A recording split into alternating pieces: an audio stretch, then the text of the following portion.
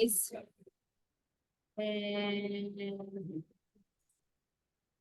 the meeting is being recorded. I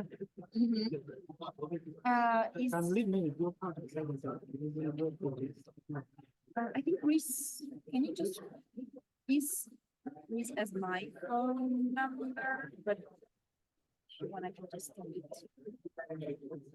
Have you checked the audio and so I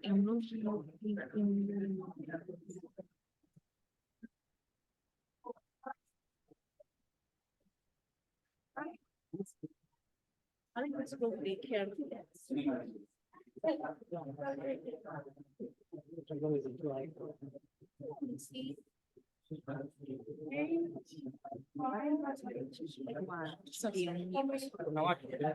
Yes, he's not. It's new.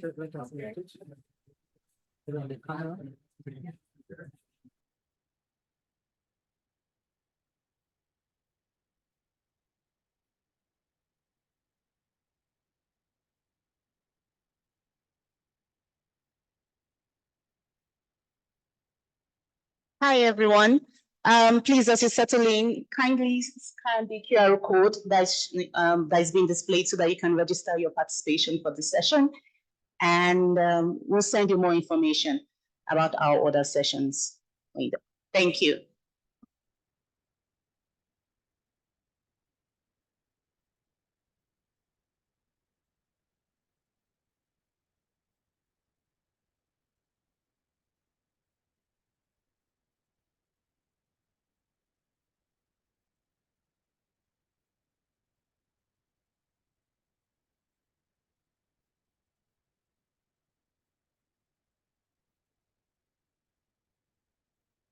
So my apologies for those that didn't hear me. Please scan the QR code that is being displayed so that you can register your participation for this event, and then we have your details to send you further information about the program. Thank you.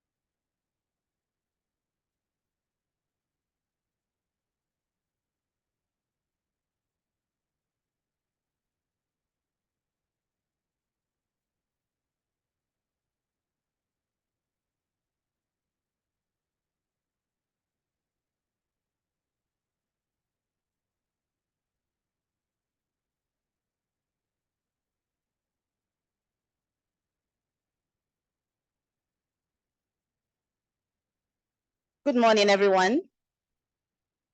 Can you all hear me? Yeah, great. Okay, so good morning, everyone, and welcome to CGIAR Science Week, right? My name is Gina Edward Wadiale, and I work with CGIAR Climate Action. So we're all excited about Climate Week. I mean, it's CGIAR's new flagship gathering, and this forum is hosted in partnership with Kenya Agricultural and Livestock Research Organization, or CARO. And it brings together researchers, policymakers, donors, private sector leaders, and other partners from around the world. So it's truly an exciting event. And so for today's session, which is titled Science and Innovation that Accelerates Climate Action in Food, Land, and Water Systems, it is a very, very special session because it marks the launch of CGIAR Climate Action. So it is the first of the two events on climate action that we'll be hosting this week. And today,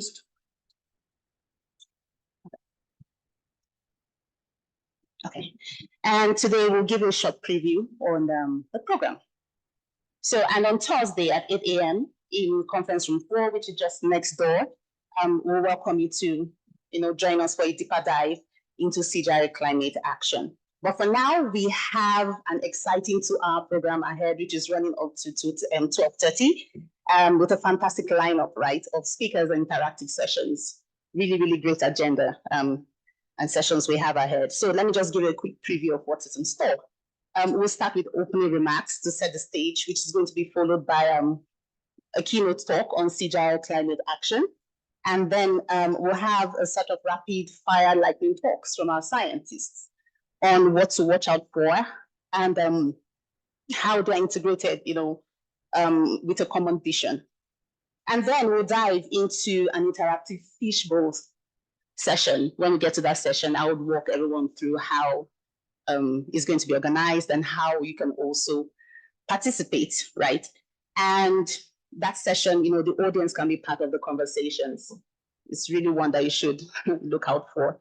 Next up, we have the Fresh Takes panel discussion, which will allow our partners to reflect on what they've heard so far from all our speakers about CGIAR Climate Action and just give us their rapid takes on the conversations that we've had so far. And then we will open the floor for questions and answers to hear your questions and insights to the audience. So you can now share your reflections with us, and if you have burning questions that you'd like answers to, that session's for you. And finally, we'll wrap it up with closing remarks from a very special guest. So to kick things off, I am honored to introduce Dr. Sandra Milak, CGIAR's Chief Scientist, for some welcome and opening remarks. Dr. Milak's leadership is driving our new 2025 to 2030 research portfolio. And yeah, she's a perfect person to help set the tone for today. So Dr. Milak needs to leave after our opening remarks. And don't worry, we'll have the CGIAR END coming later in the day to speak to us and close the session, which is really exciting. So please join me in welcoming Dr. Milak.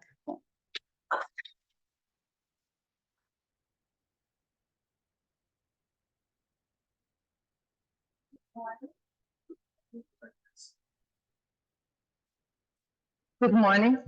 Okay, I think you can hear me now. Well, it's incredible to see so many people in the room. Fantastic. We're very excited to be here today.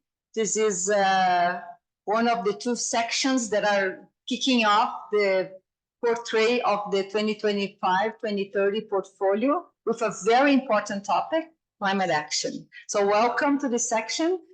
Very excited to be here. And why climate action? Why this is important?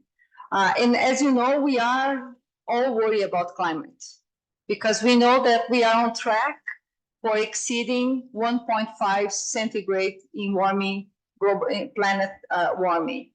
And this will have enormous consequences, especially to farmers who hold today a third of global food production. These are smaller farmers in areas that are going to be extremely affected by climate.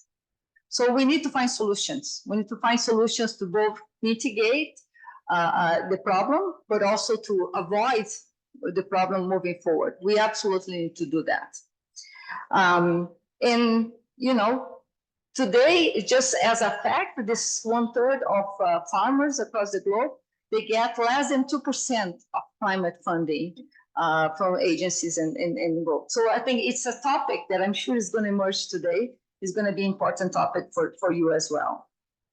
This, it's not a new science action, is a new program for the new portfolio, the science portfolio of CGIAR. But this builds upon 2 decades of work that CG has done with so many partners. And partners are extremely critical into this journey. And I'll tell you why. The ambition of this portfolio, one of the ambitions, you're going to be hearing more about that tomorrow when we open and introduce the portfolio in the plenary section. One of the ambitions, we have a very big ambition, extremely big ambition. One of the ambitions for us is to actually prevent 500 million tons of CO2 in the planet. This, just to give you an idea what that really means in terms of emissions, CO2 emissions, this means like 9 billion trees doing the work for 10 years. That's how we want to prevent with the action of this portfolio, with the science that we bring, not only CGIAR science, but absolutely with partners. So we're very excited to be here. We know that this is going to be a very good conversation about this very important problem. And science is not just, we're not just doing science for science. We want science for impact, and we also want science to this community to drive the global agenda of science for climate. Looking forward to talk to you more. Thank you. Thank you for being here.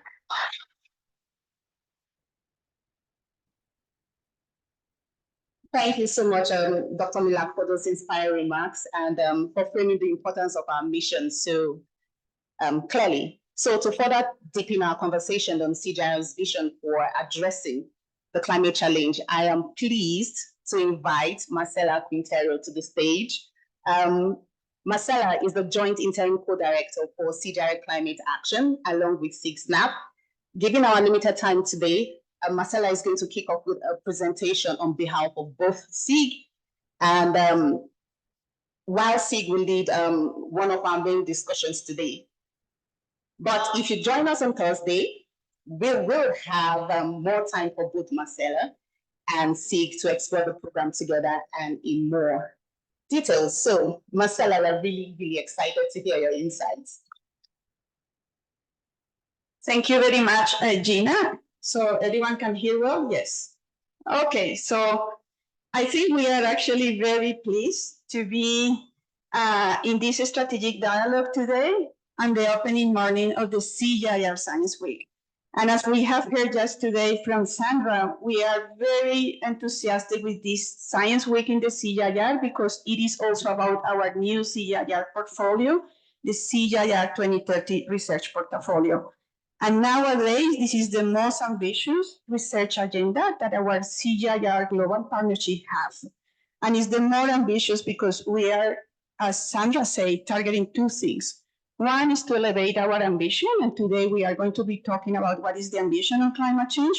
But the other one is that we are challenging ourselves in the CGIAR to integrate better our research capacities with those of the partners to be able to achieve the ambition we have.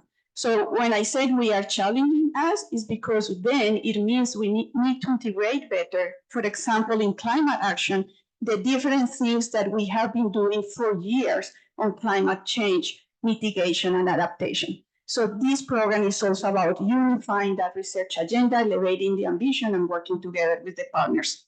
So saying this, I know you are itching to hear more about the climate action program, because as Sandra said, the climate change challenge is great and is urgent.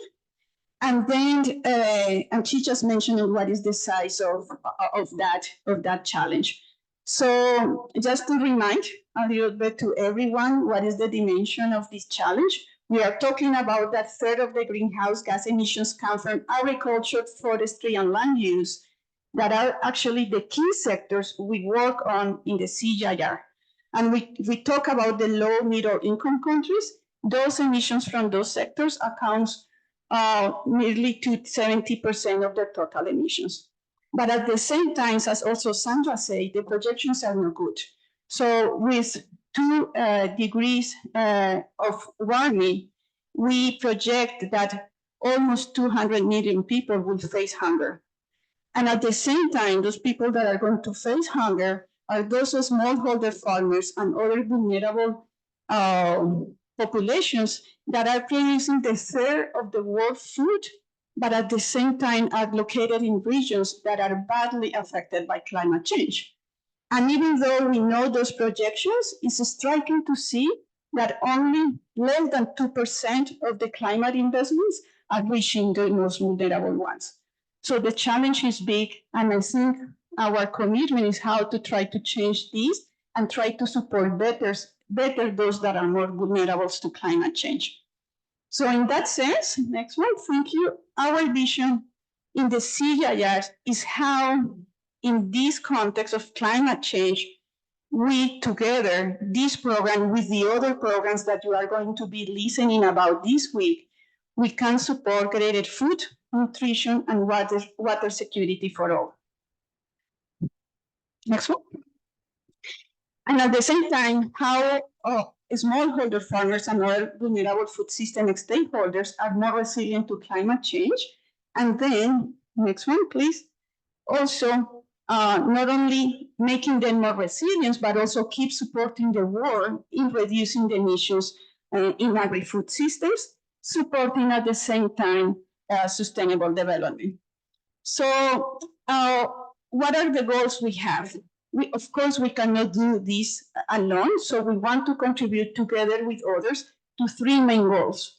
One, with our science and with linking with others that are more also in the delivery front to enable farmers and vulnerable communities to access, co-create, access, and use solutions for climate adaptation and also to lower emissions in agri-food systems. The other target is more about how we unlock finance. I said only 2% of the climate investments are reaching the smallholder farmers. So how we can help mobilize more investment, not only from climate finance, but also from other sectors related to sustainable development to elevate that investment and help to implement the solutions that we need to achieve resilience and also to reduce emissions in the agri-food systems. And the third target is how also with rigorous data and scientific evidence, we can inform better the policies that are needed at different levels. It's not about only national level, but also subnational level to support a climate action on the ground. So those are going to be the 3 targets by 2030 that we want to work together with others to achieve during these next years. Next one. So Sandra said the CGIAR has worked on climate already. So what is new? And then we consider this is a new chapter in the climate action agenda of the CGIAR because, as I said earlier, first we want to build on the successes and impact and lessons learned from our previous work on climate change over the past 20 years. But at the same time, we felt that there was a need to unify better the agenda. So we had mitigating one part, adaptation in other part, resilience, etc. So how we can now have a unique proposition where we can put all these together to be able to achieve the vision that I just described. So it means that it's not only working also with policymakers or with investors, but it's also, and it's something that you will see today, bringing the power of locally led climate action that, if combined with policy and investment, then can elevate the impact of climate action on the ground, but also in terms of policy and investment. Next one. So how we are going to do it? And that's the thing. And this is where we say, okay, we have such a large ambition, how we are going to target, where we are going to put our efforts, because the funding is also finite, right?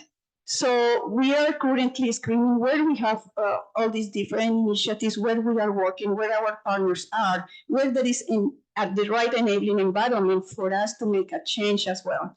So we have more than 20 countries where we are working on climate action with our partners. And now we are targeting where we have the highest potential to reduce the emissions, to increase resilience, and then with climate actions to support sustainable development. So we are right now in that process of doing this prioritization to be able to be more targeted, but around what we want to target.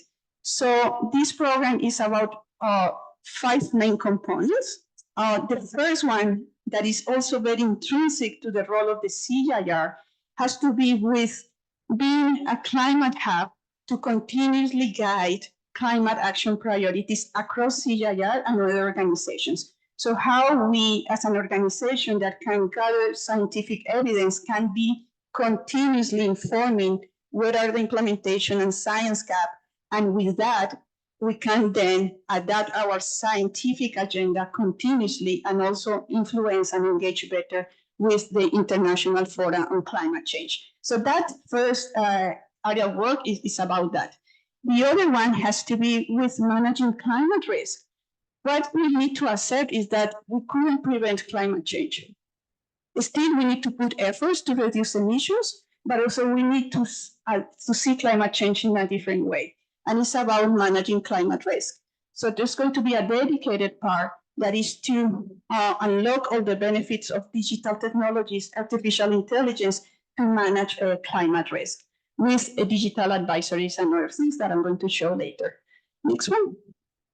The other one, as I said, is how we combine these top-down approaches with bottom-up approaches and how we support locally led adaptation and also locally led mitigation. Next one. Next one is about lowering emissions, not only in agriculture, but across the food system. And again, how we combine efforts to reduce emissions in the way we produce food, but also how with that we can support and unlock investments to lower emissions in countries that demand support from us to achieve their national determined contributions. And the fifth one has to be, as I said at the beginning, how we unlock the policy and finance that is required to scale those solutions for adaptation and mitigation, and especially in countries that demand our technical assistance to unlock those financial investments.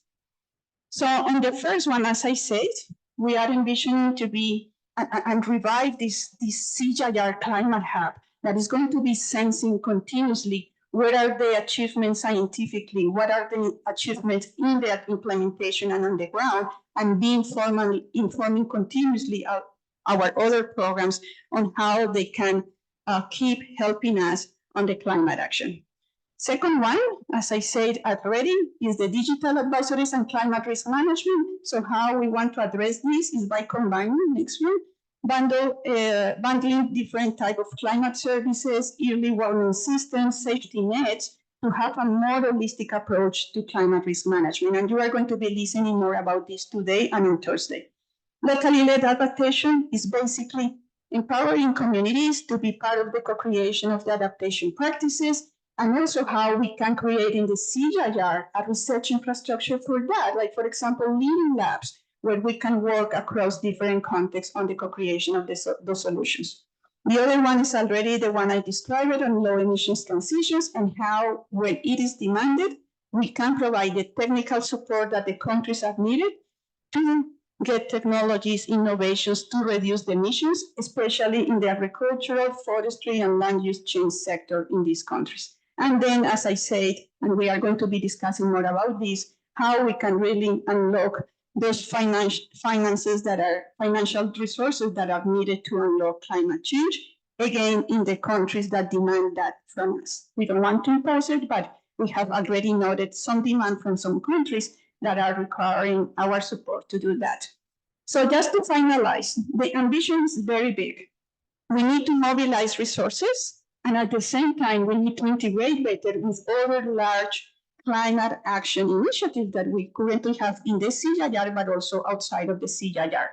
So for example, we have ICRA, that is this program that was created to close the link between, to close the gap between science and delivery.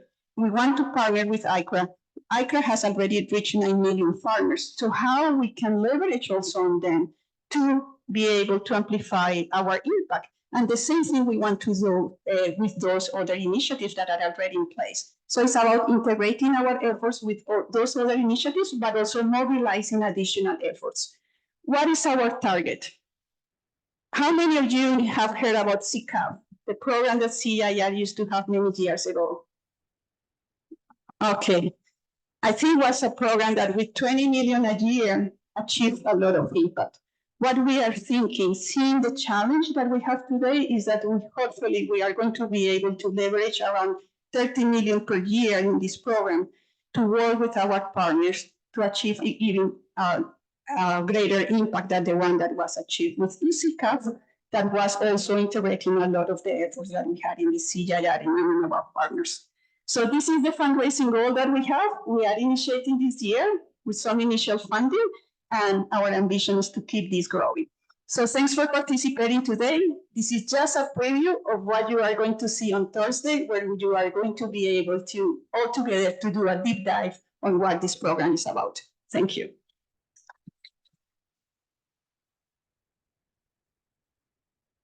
Thank you so much, Marcela, for outlining our bold and inspiring vision for CGIAR's climate action.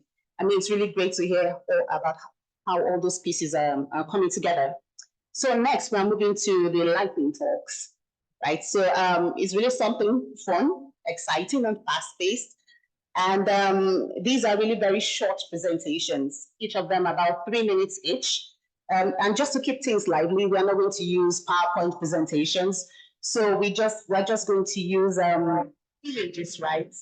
And it's just our speakers with their big ideas, delivered rapid fire. So look forward to this particular session. And we have 4 speakers lined up, each highlighting exciting aspects of CGIAR climate action and how it all fits into the bigger vision. So first of all, we'll be calling on Julia Ramirez, who will speak on digital advisories and climate risk management. We'll also have John Helen, who will speak on locally led adaptation. And we'll have Tex Sapota, who will speak on low emission transitions. And then we'll have Laura Kramer on finance and policy for scaling solution. So let's welcome our lightning talk speakers. Julian, you're up first. Close the mic. Right now, we're starting the rainy season, or well into the rainy season in Kenya. And I think most of you, or all of you, should have probably checked the weather forecast this morning before you went out. Here, I'm gonna give it to you for free. It says it's about 35% that we catch light rain. And I really hope that you came prepared in case it rains. Climate information, weather and climate information have become essential for everything we do in our everyday lives. We wanna know if the next weekend is gonna rain, because maybe we wanna hike Mount Longonot with a friend. And likewise for farmers, it is also essential to make climate information to make decisions, tactical, operational, and strategic during their cropping seasons to be able to manage their crops. Nevertheless, the illustration that we see here, if this would work, there. The illustration that we see here of a farmer struggling, failing advisory services, and in the background, wilting crops, we see very often when we go to the field. Weather and climate shocks have been increasing in frequency and intensity for the last 150 years, according to the last IPCC report. As climate shocks intensify, weather and climate information that is critical for decision making for farmers does not reach those that most need it. So what happens is we end in a situation where people are unable to make decisions, or they're using traditional knowledge, which is no longer as reliable because the climate is changing. Then if you think about the impacts, say an event unfolds and people are also not protected. Out of the 2.6 billion people whose livelihoods depend on agriculture today, billion with a B, only 7% have access to any form of insurance across the developing world. Not only that, if you look at Africa in terms of early warning systems for protection of livelihoods, only 1 in every 5 countries actually have sufficiently functional early warning systems. In this context, we get about 22 billion again with a B, US dollars of annual losses in across the agricultural sectors of low and middle income countries. So we must change this. The CGIAR Climate Action Program is here to change this. We have an ambition that by 2030, we are bringing together partners, putting water at the center, delivering climate advisory services, and creating capacities across the board, but also creating new, leveraging existing and creating new partnerships to, by 2030, help 30 million farmers better manage climate risk. How will we do it? Okay, now this went out. Help, please. How will we do it?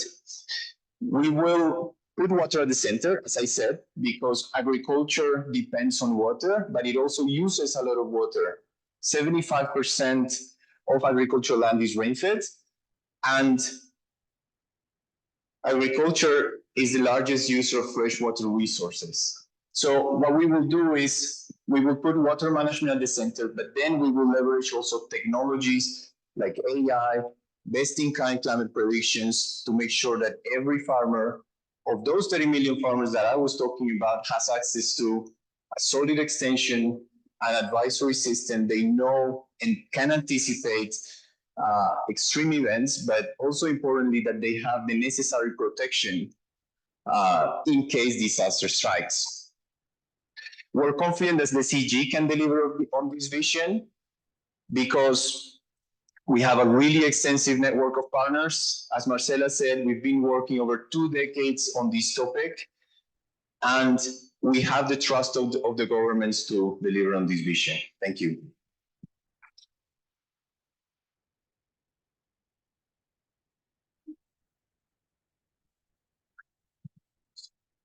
Okay, good morning, everyone. Locally led climate adaptation.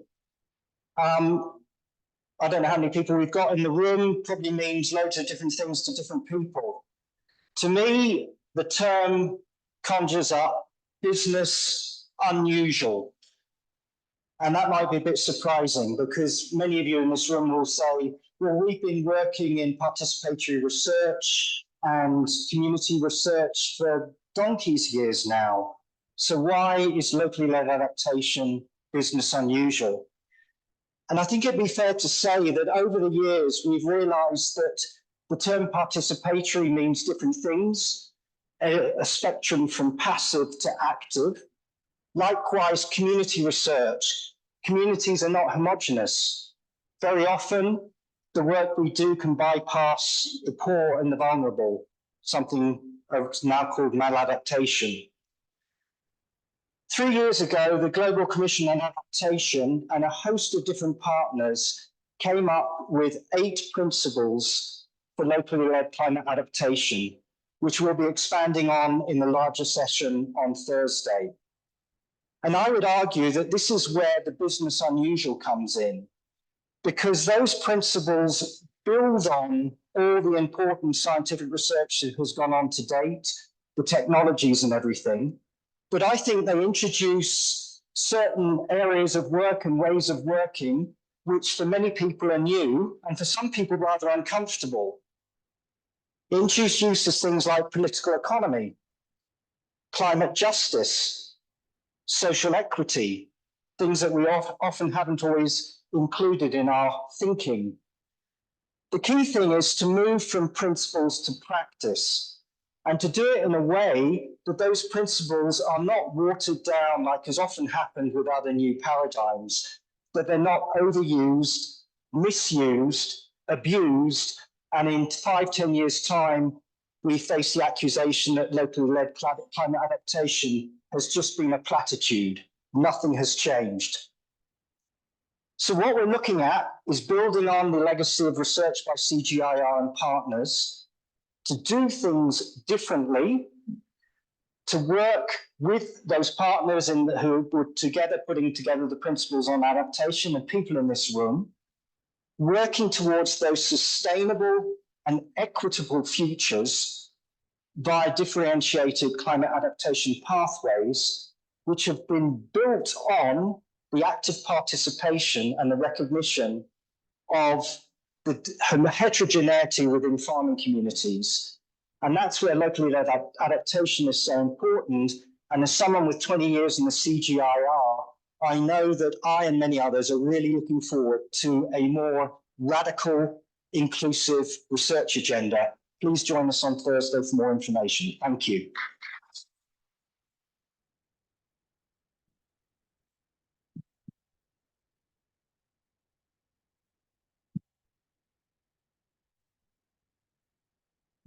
Good morning. My name is Jake Sapkota. I'm one of the deputy directors for CGIAR Climate Action Program. So I will be, in my 3 minutes, I will be talking about low emission transition. So what is low emission transition? So it is an holistic approach of transforming our food, land, and water system by involving all the actors and their activities across the value chains. At CGIAR's Climate Action Science Program, we plan to achieve low emission transition by enhancing carbon sequestration across the farm, forest, and landscape, by reducing current greenhouse gas emission across the food, land, and water system, and by having our efforts to reduce future emission from food, land, and water system, with the ambition to target to reduce greenhouse gas emission by the magnitude of 1 gigaton of CO2 equivalent per year by 2030 for 6 years.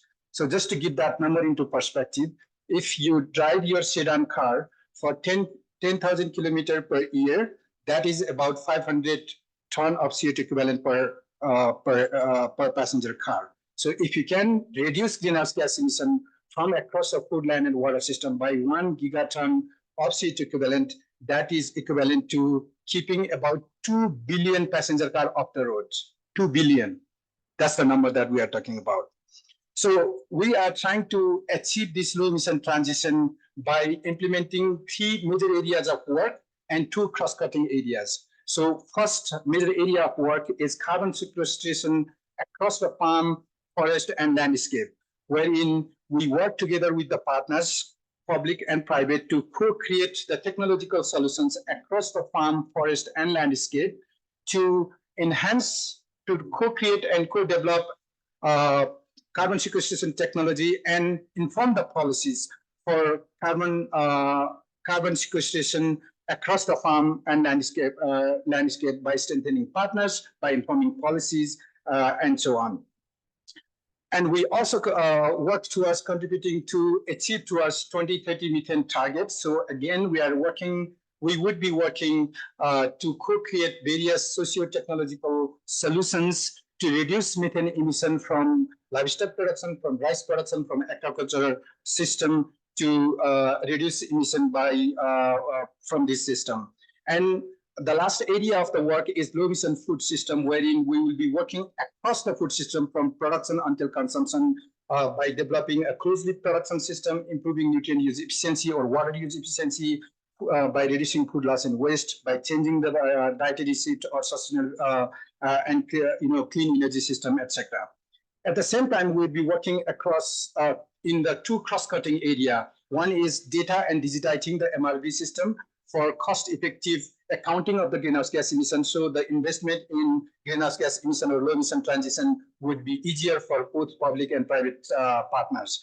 As well as we try to achieve just transition from the mitigation action to ensure that the benefit from the climate mitigation action is reached out to the women's, youths, and they are included through appropriate policy and institutional mechanism.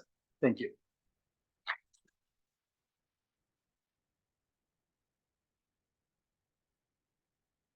Good morning. I'm Laura Kramer, as Gina introduced me, and I'm representing a bigger team working on finance and policy within the Climate Action Program. Some are here in the room, and some of our partners are here in the room as well. So we really appreciate everybody being in here. So we heard some from my colleagues on how we're going to work on digital climate advisories, on climate risk management, locally led adaptation, and on low emissions development. But one of the other really important things that we need to work on, and Marcella acknowledged it in her overview, is that we also need to work on policy and finance. I think it's been said several times now. What % of climate finance reaches farmers? Less than 2%. So this is what we want to work on. We want to bring more climate finance to those farmers, and we want to help improve the policies so that it's reaching farmers more equitably and involving the evidence that we're creating throughout the program. So we're going to be working with governments and other institutions to help inform policies and direct investments. And this engagement isn't new for CGIAR, but what we can do through the Climate Action Program is to do it in a more cohesive way and to learn from each other as we do it. And we're also going to be working with many of the other science programs as well in the accelerators so that we can learn from each other in this work as we do it. So some of the work that we already have underway is collaborating closely with national governments, many of them here in Africa, to develop the agriculture components of their nationally determined contributions, the national action plans, national adaptation plans, and also long-term strategies that are being developed. So with multiple centers working together within the Climate Action Program, we can really bring together a lot of knowledge. So working with the International Water Management Institute, we can bring in better water management strategies into these policies. With World Fish, we can improve information on aquaculture and fisheries. With the International Livestock Research Institute, we can get climate smart livestock interventions into these policies. And those are just a few examples. We have many other centers working with us on this as well. We also have, in the issue of climate finance, we have a clear focus in the program on helping countries better access climate finance for agriculture and channel it to those farmers that need it. So this is going to work directly to that goal of $15 billion of public and private climate finance. And this is going to start with capacity building for national focal points and others in government who want to apply for these funds, but maybe need help on how to build the climate rationale or how to bring in the data and tools that they need to build these proposals. So helping these countries get these proposals together for these large-scale climate finance projects means they'll be able to implement those policies and strategies that we've also worked with them on and others that they have in place. And we'll also be working with the private sector as well. One of the activities is being led by the International Food Policy Research Institute, and that's working with a private bank to help lend money to farmers. A lot of the innovations that Tech spoke about for low emissions, some of them you can do without any finance, but a lot of them you do need to finance. And so we'll be working with banks and others to help expand that access to finance. So we also know that we need to adapt, but there will be losses and damages under climate change as well. And so a small part of the program is also going to be providing technical support to countries who need to assess the loss and damage within agriculture and develop submissions on that to UNFCCC. So we're really looking forward to working with so many of you, and we think it will be a great success. Thank you.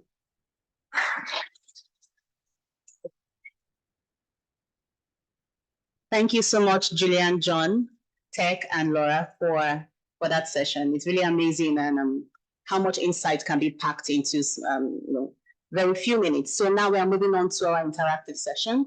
which we call the fishbowl session. So basically, we're going to have our speakers, sitting on these chairs in the middle of the room. That's our fishbowl. But there will be one empty chair, and that chair is for you, our audience, right? So it's an open invitation for you to participate in this particular session. So if you have burning questions or comments or contributions, right, just feel free to walk in and join our panelists. We'll also have a roving mic, just in case you're shy. But if you want to ask questions and you don't want to come out, just raise your hands and we'll bring the microphone to you. Leading this session will be Sig. I'll be calling the other participants to come take their seats.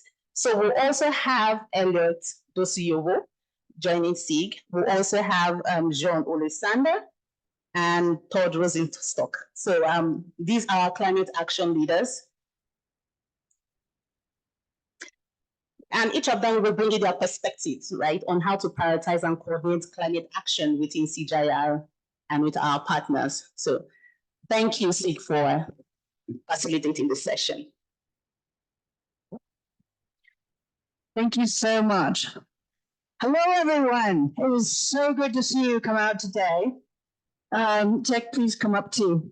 So I want to take you for a minute to your garden, to the farmer that you've been standing with in her field as advocates, as scientists here today. She's likely to have faced a drought, a flood. I've been working for 33 years in Malawi and Zambia, and I saw in last year the worst drought I've ever seen. CGIAR and our partners have been supporting farmers like the people I saw there to try to cope, try to help mitigate the future because it's getting hot. Your children, your nieces and nephews are going to have to deal with even hotter and more extreme climate than we are dealing with right now. So when you wake up tomorrow to work on climate action with the CGIAR, with your partners, with all that you bring to the table, what has excited you the most about what you just heard? Because I'm going to put you on the spot because these scientists are here to answer some of your questions. So I hope that you will come and join us or answer questions, address, really hold us to the sticking point because we need, if not now, then when, we need to address climate action. And you've heard some of the themes. I hope that you will ask questions about those themes and whatever else is on your mind. So we're going to start with you and see what question, what part excited, what piqued your interest from this lightning talk that we just heard. So we have the mic for the audience, or does anyone want to come sit here?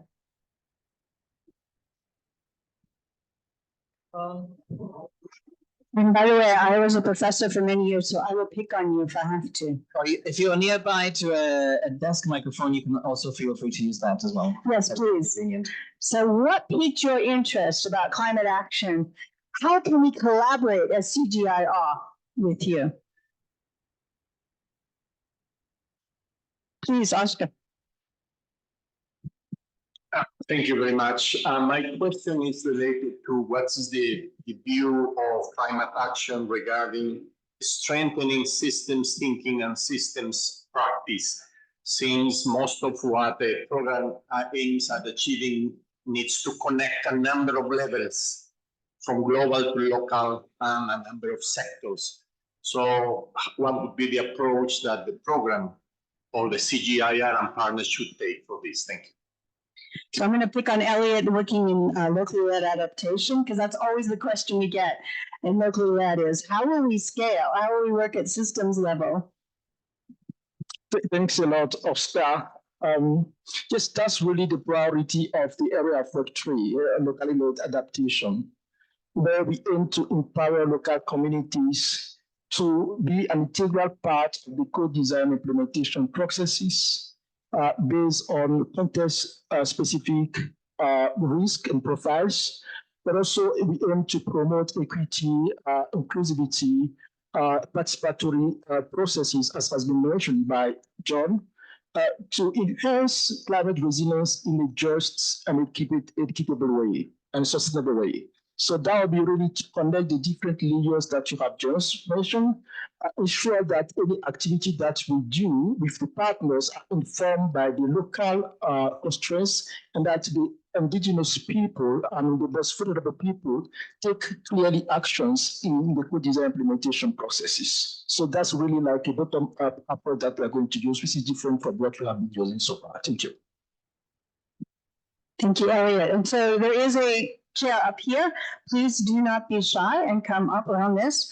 So there's a related question to that, which is, what is our exit strategy? We're scaling, working with our partners, and I'm going to pick on Todd to think about how do we collaborate in a way that we move on as CG? How do we really get the best science and really catalyze with our partners and move on when we need to? What's our exit strategy in climate action? Well, I brought in a little bit out from climate action, and anybody who knows me knows that I want to be provocative, and this is a fishbowl. So I'm purposely asking broader questions. What's our exit strategy as the CGIAR? How can we build collaborations, build capacity where we're not celebrating 100 years of the CGIAR? CGIAR has become something totally different. We're celebrating 50 years of the CGIAR at many of the centers right now. So what's going to happen in 5 years? What's 6 years? What's success look like for us? If we can, how do we empower national systems? How do we empower groups like through the climate finance? How can we start to change our entire business model and operating model to become something different and to empower the systems to work in and of themselves? She wants to respond. So we're very thrilled to have Gina here to be representing the audience. So what hard questions do you have for this group? Thanks a lot, Sig. First of all, sitting way back there, it was an upstream swim to come sit in your fishbowl. So I appreciate the idea, and I'm trying to be a good team player. And so I would encourage everybody who has to swim all the way upstream to sit in this chair to get ready, and I'll pass the mic to you once you're ready. I'll just sit here with my one question, and then I'll hopefully have another person join the fishbowl. So I'm Gina Kennedy, and I work on better diets and nutrition. So I'm a public health nutrition specialist.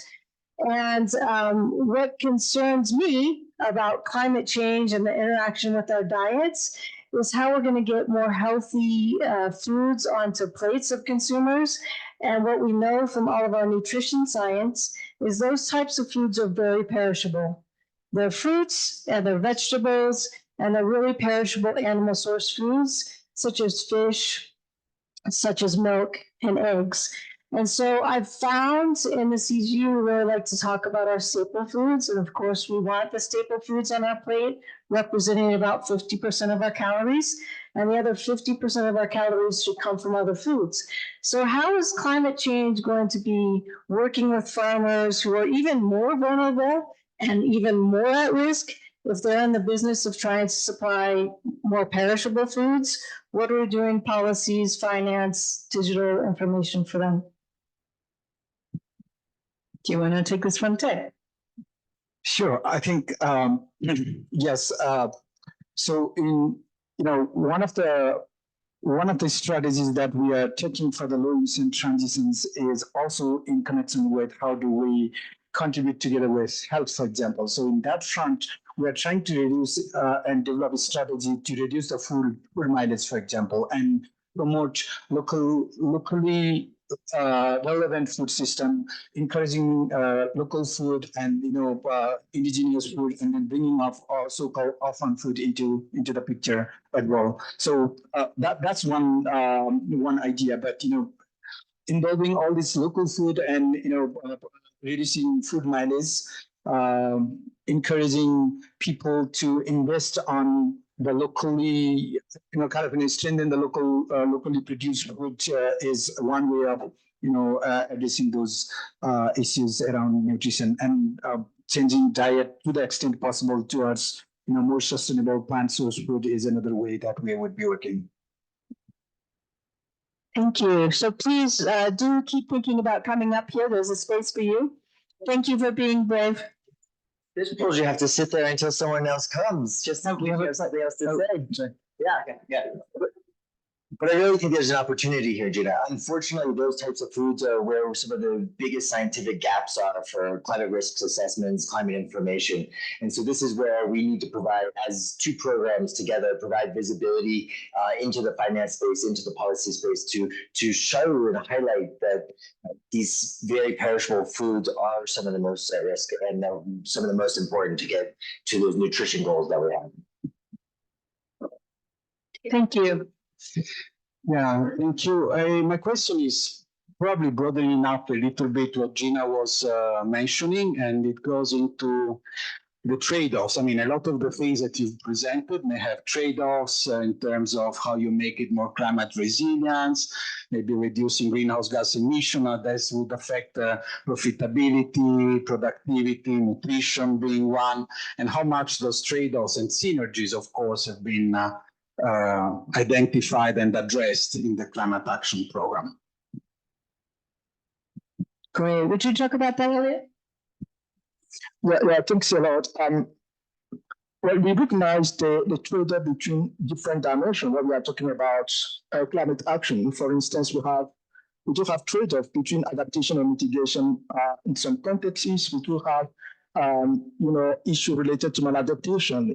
So what we are doing, particularly in the area of 3 and the area of 4, is to promote solutions, climate adaptation solutions with mitigation co-benefits, mitigation solution with adaptation co-benefits. And then we are using a system lens approach to be able to manage the trade-off and the synergies between the different indicators across different underwater systems. Well, I will also say that we want to avoid maladaptation, definitely, particularly paying attention to equitable process, inclusivity, and also making sure that when we are talking about adaptation, that it doesn't really harm profitability, for instance. So there are different indicators that we consider, and then the aim is really not to focus on adaptation mitigation, but also to promote the economic benefits related to those indicators. Nutrition, for instance, is one of them, as has been mentioned previously. Thank you. So that was perfect, Alec, because you brought up the adaptation and mitigation trade-offs. That was a question that was asked earlier. We had already had queued up, so talking about co-benefits. So fantastic. So I did see some of the audience Bashir Jamal had a question over there. But as you get a mic to him, Bashir, there, let's from, I think you were next. I think I can ask from here. Yeah, no, my question is one that is related to the policy and the financing. We have too much and too little water, and governments are struggling with how best to harvest this water when it is there. So my question is, going forward, CGIAR Centers, where do you see yourself on the action side, coming to assist these governments in water harvesting mechanisms, efficient landscape level, watershed level, that they can utilize their meager resources to harvest this water and deliver for production and for consumption? Are you going to stand by the side and allow the national teams struggle with this issue, or you will set up mechanisms that will partner with them so they can deploy those resources, national resources, what they borrow from development partners, to bear on this water? Because we are not short of water in many regions. We are short of how best to harvest them and use them efficiently. Thank you.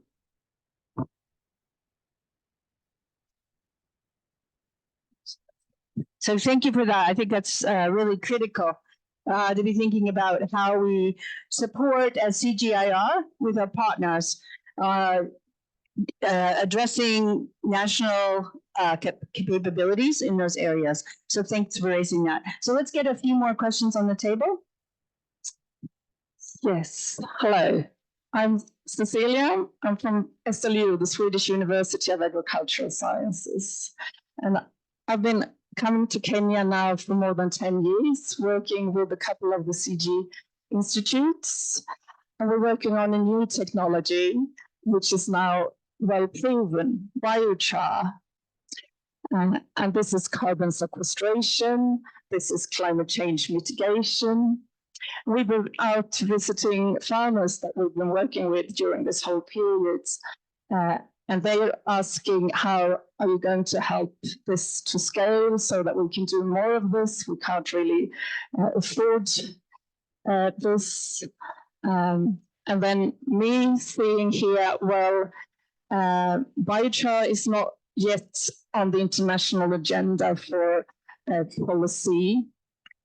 It's not well integrated on the international level and not on national levels.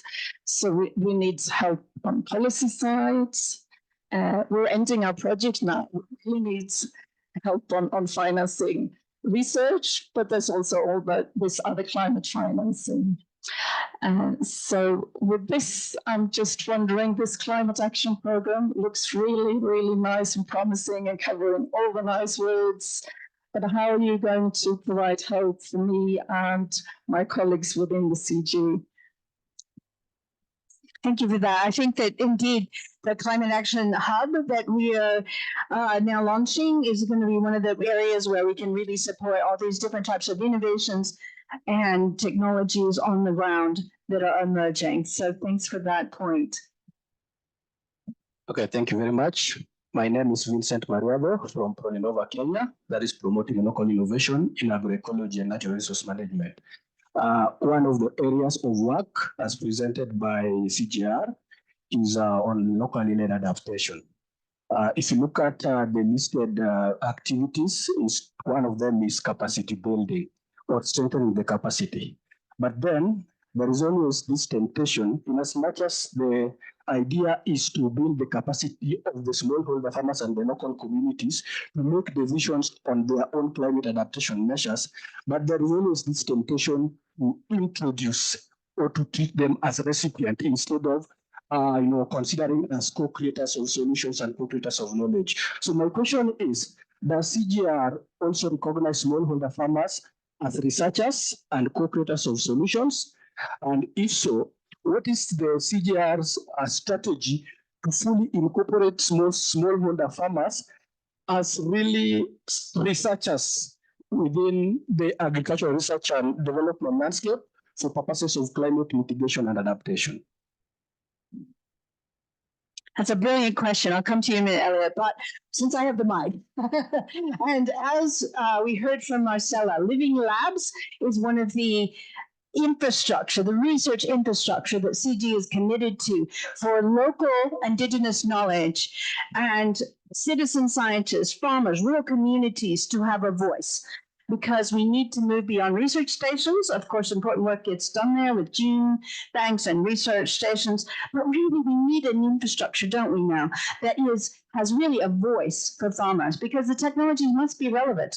So how you scale up adaptation, locally led adaptation, is partly about the fact that the innovations now are more moving towards more relevant innovations and also changing research priorities by listening to who?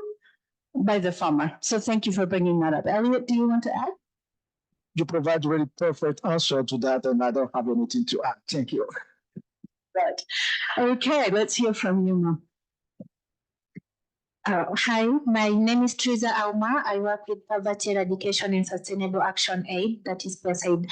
And my question is, how is CGIAR going to ensure that the locally led community, locally led adaptation efforts move beyond just token community participation to actual decision-making powers, especially amongst the special interest groups, like the persons with disabilities, the elderly, and the elderly people. I am so particular about that because I work with people with disabilities and the indigenous people, and I try to look at how to involve them in climate action, but this is just rather in paper and in action, it's really seeming to be difficult, and that's why I'm here.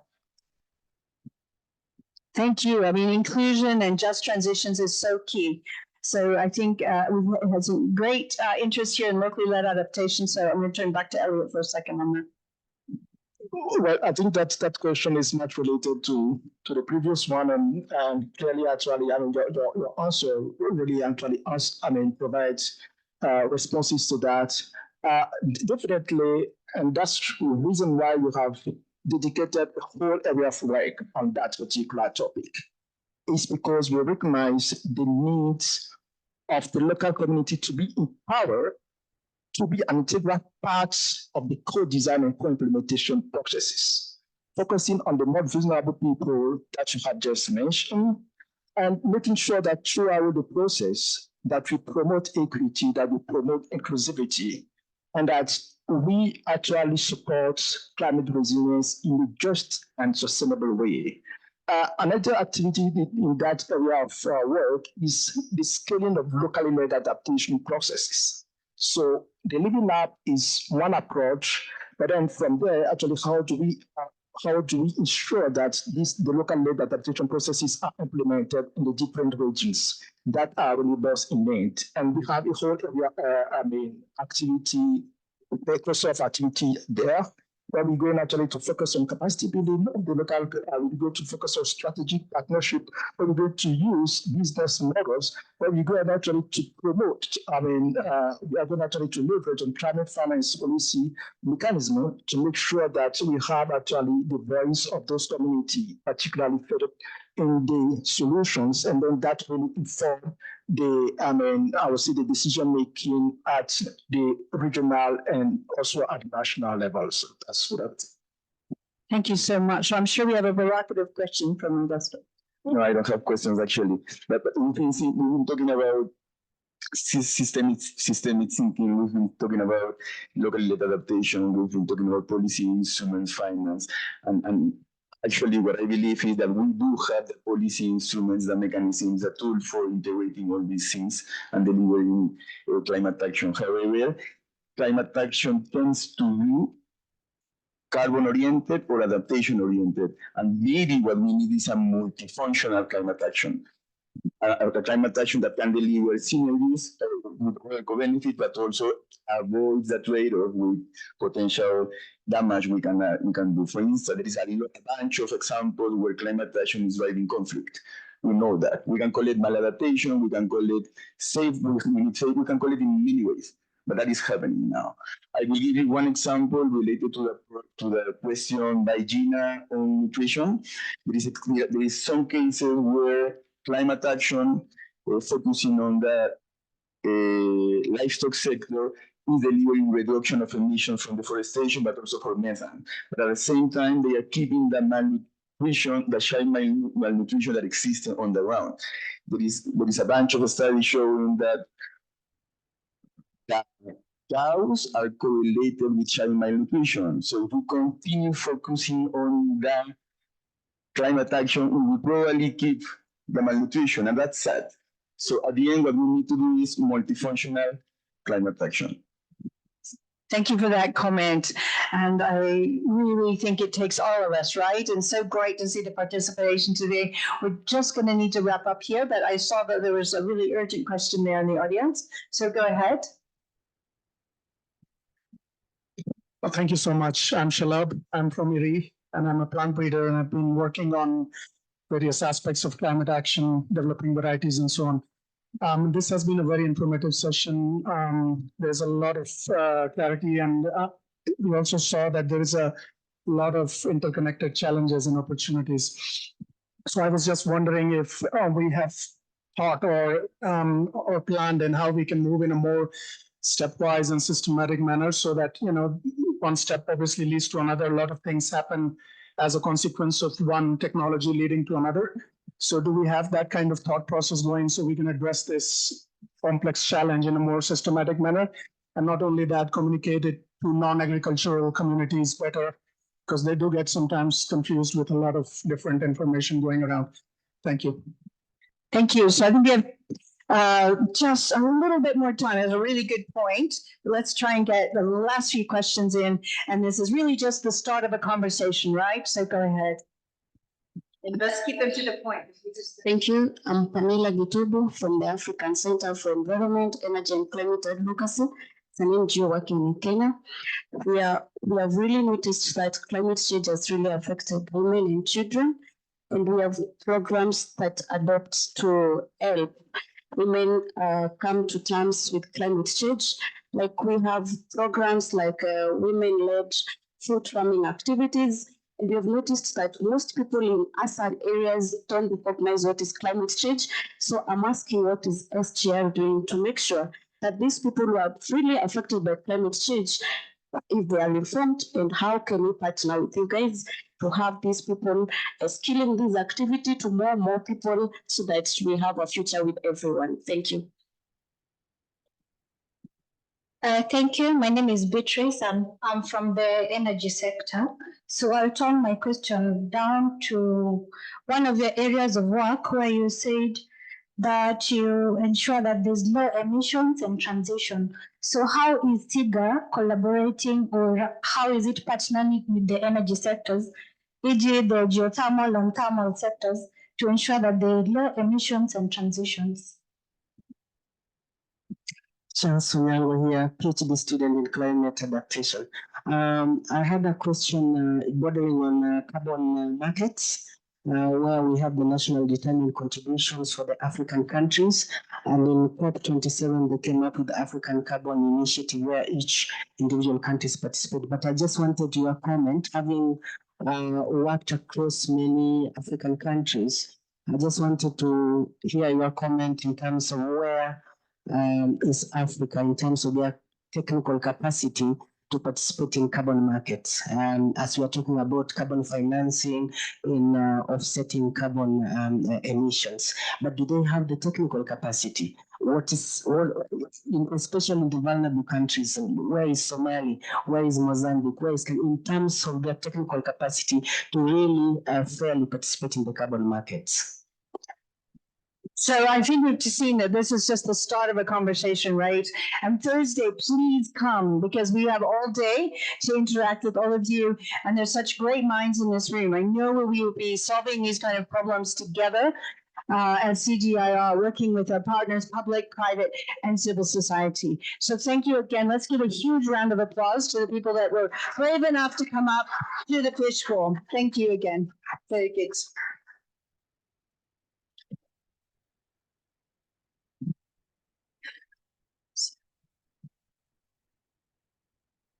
Thank you so much, Sig, and thank you for everyone that participated in this session, and especially the audience that joined in the conversation, most especially those that had to swim through and up the fishbowl, right, to join the conversation.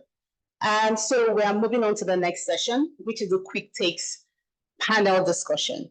In this particular session, we are going to hear the immediate reflections from our partners, right, on what they've heard so far from all our speakers and all the presentations that we've given. And they'll also share their perspectives on accelerating climate action. To moderate this panel, I'm pleased to welcome Todd Crane. I'm pleased to welcome Todd Crane to moderate this panel. Thank you. Good morning, everyone. Thanks for being here. My name's Todd Crane. I'm a principal scientist on climate change at the International Livestock Research Institute based here in Nairobi. We're very happy to have with us today a distinguished panel of commentators to provide some initial responses and maybe some suggestions about how the Climate Action Program moves forward. I'll do a brief introductions of the panelists who are all sitting here at this side of the table, and then we'll start with a few rounds of questions. First closest to me is Ruben Echeverria, as a senior advisor for agricultural development at the Gates Foundation, having previously served in senior leadership roles at CGIAR Centers and the Science Council, among many other notable chairmanship roles. Ramin Jatta is a climate change policy and environmental safeguard specialist at the Ministry of Environment and Sustainable Development of Senegal. He is also a CGIAR policy champion. Going, sorry, I fell out of order. In between the two of them is Sriram Bharatam, is a leading social entrepreneur, founder and chief mentor at Kuzabiashara, which is a mobile-first micro-learning platform offering youth, women, and micro-entrepreneurs from formal and informal communities the opportunities to learn, connect, and grow. Next down the line past Larmeen is Daphne Muchai, the Executive Director of the Women's Farmers Association of Kenya, a national umbrella organization of women's farmers organizations. Moving down the line, we have Sushil Chandra Acharya, the Joint Secretary at the Ministry of Energy, Water Resources and Irrigation of Nepal. And finally, Berta Paul from GIZ, who heads the project Catalyzing Transformation Towards Sustainable Livestock Systems, or LiveSys for short. So thank you, all of you, for joining us today. I'm going to start with a first round question directed at everyone, and everyone will take a couple of minutes for their immediate response, but remember to save time for all that's coming later. So to start with, please give us your immediate reactions to what you've heard today and what excites you the most about the CGIAR Climate Action Program, and what are you curious to learn more about? We'll start with Ruben. Thank you very much. Thank you for inviting the Gains Foundation to this fantastic event. We fully support what, if you remember what happened an hour ago, Marcela presented a great vision with a huge ambition for this program. So I have just very briefly 3 comments, focusing not only what we heard, but what we see coming in the program. I know that everybody is working very hard to finalize the program so we can fund it. So my comments are related to that. And I need to be very, very cautious here because we are still, well, my first point is that we are still very cautious on defining our investments in this program because we think that much more clarity is needed across all the areas of work of the programs and accelerators in the big portfolio of the CGIAR 2030. If you read them carefully, as we have done, you see a lot of climate ambition there, all across the portfolio. So it will be nice to know. We like this program a lot, but we would like to know what's the value added vis-a-vis the rest of the areas of work, and that can be defined, I hope, quickly, which means defining priorities, and priorities mean geographies and themes, concrete geographies and themes, and of course, finally, appointing the leadership of the program. So we are waiting for those quick things. My second point is that we have been discussing digital advisories and climate risk management and finance and policy as 2 key areas of work of the 5 presented here this morning. And again, it will be nice to define a bit better the country priorities to really know what are the expected results.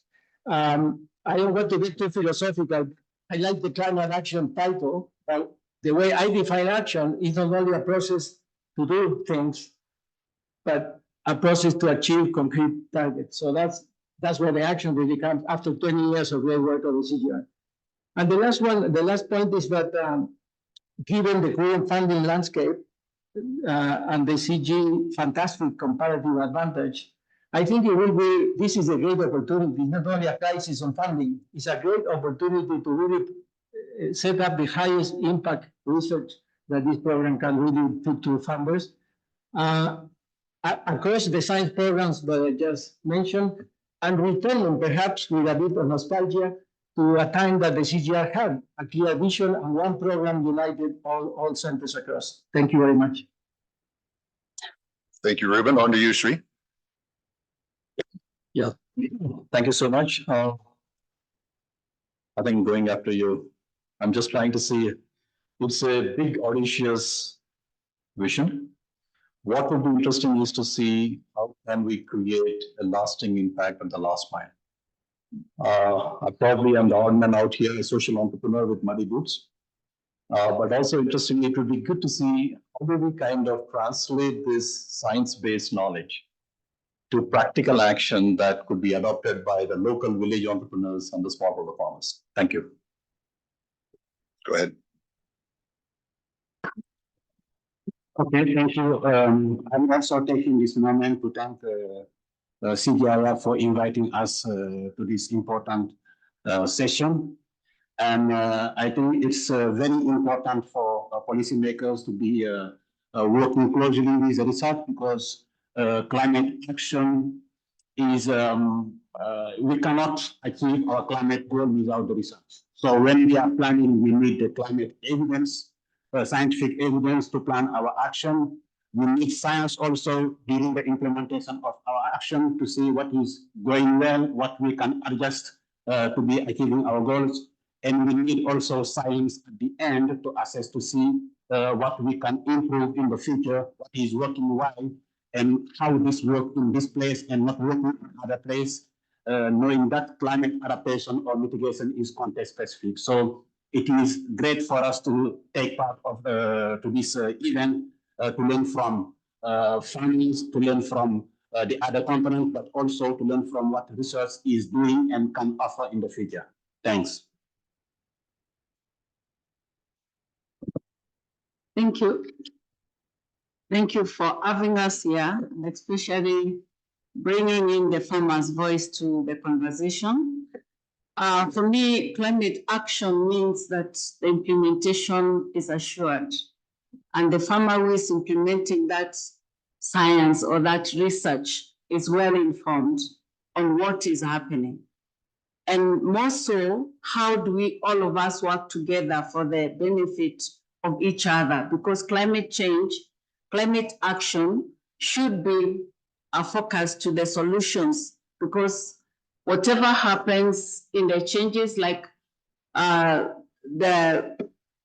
forgot her name. She said that the temperatures are rising in a very tremendous way. So it affects you, me, and the farmer the same way.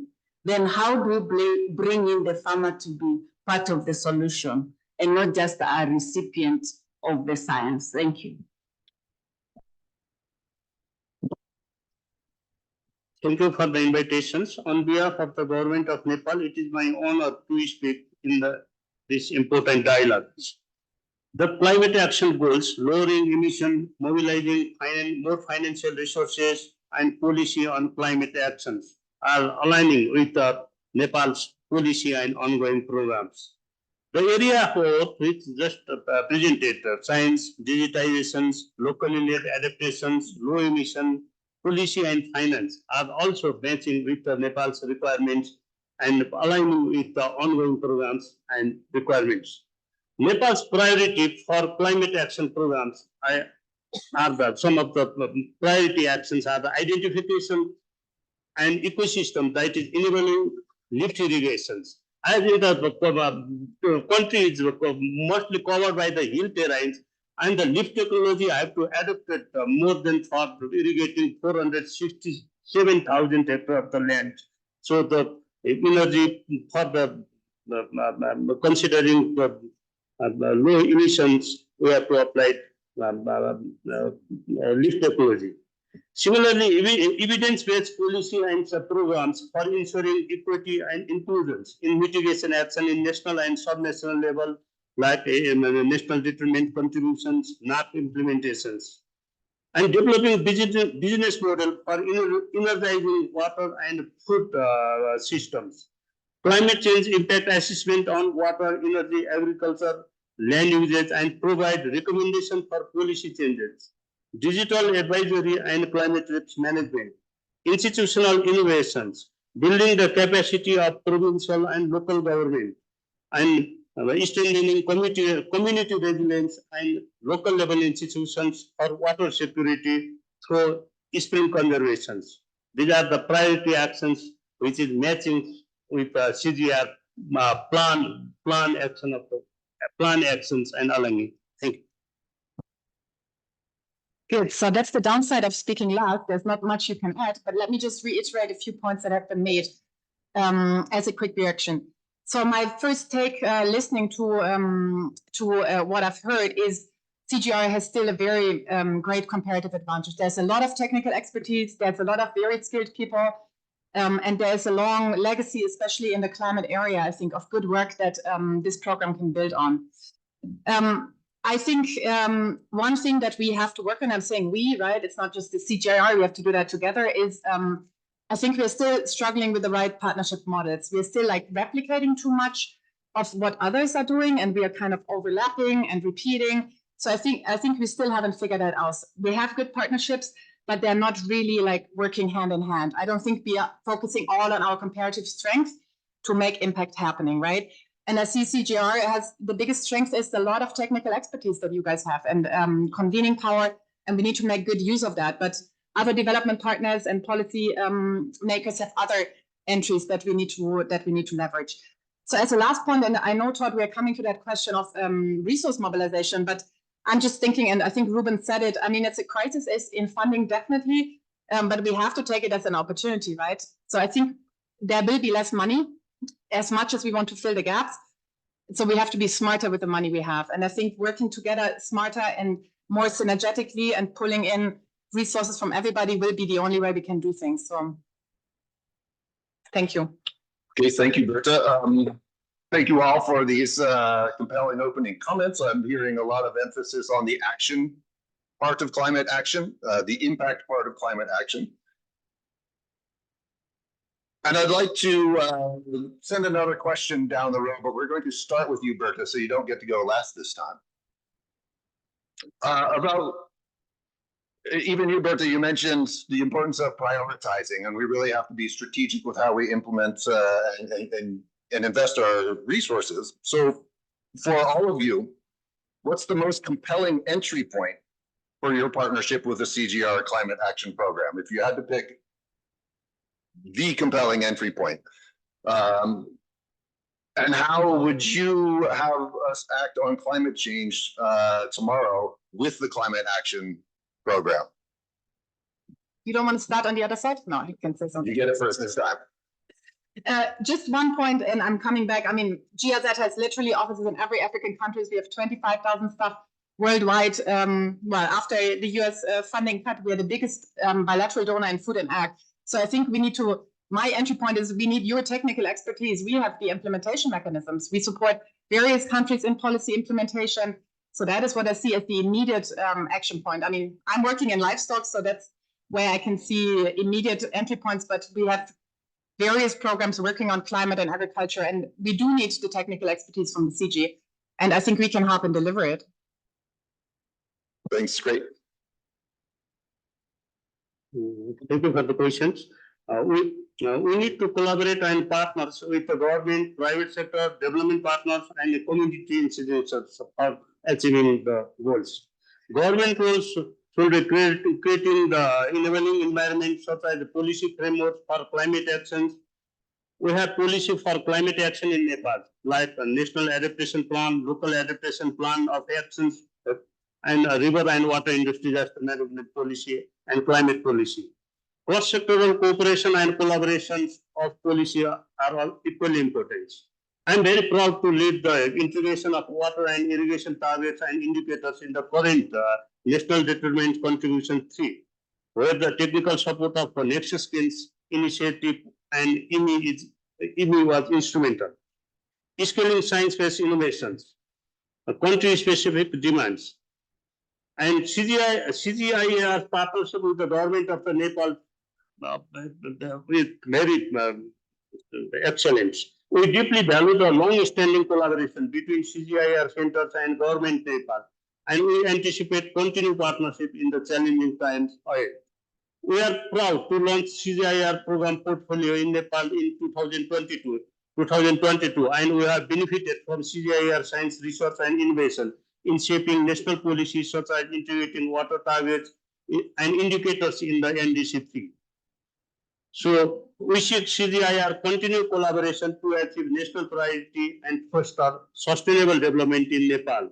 We urge CGIAR and development partners to prioritize Nepal in climate action science program to address pressing challenges such as rural poverty, food insecurity, climate change, inequality, and environmental degradations. In this scenario, the government of Nepal is organizing a dialogue called Sagarmatha Samvad from 16 to 18 May 2025, focusing on livelihood, glacier, mountains. So in this regard, I would like to invite you all for participation. Thank you. Thanks, Sushil. On to you, Daphne. Yeah, thank you. Thank you once again. I look at it as the first step on capacity building for farmers to understand both the policy, the science behind it, climate change. At least I wouldn't say that farmers don't understand climate change, but it's the packaging that really needs to come to the different levels of farmers and community levels, so that the implementation will be sure at that level. Because at the end of the day, that's where the implementation will happen. So capacity building and intentional collaboration with the farmers is key. Thank you. Okay, thank you. As I have said, the climate impact is different from a region to another one.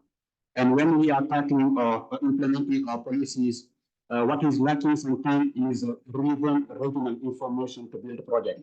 So what can be the entry point for the next collaboration between CGIAR and our countries, knowing that I'm speaking from West Africa and the Sahelian region, it will be to see how we can lead local research to make available relevant climate outlook information, because we need the project in the future to know how climate change is going to affect all agricultural sectors, and what kind of solution can be very relevant depending on the country or also the region, knowing that when we attend a 2-degree global warming for West Africa or Sahel region, it will be like 3 or 4 degrees. So that one, we need some very relevant information for that, but also to be building some evidence, because when we are planning climate policies for climate fund, we can say agroforestry, we can say we are going for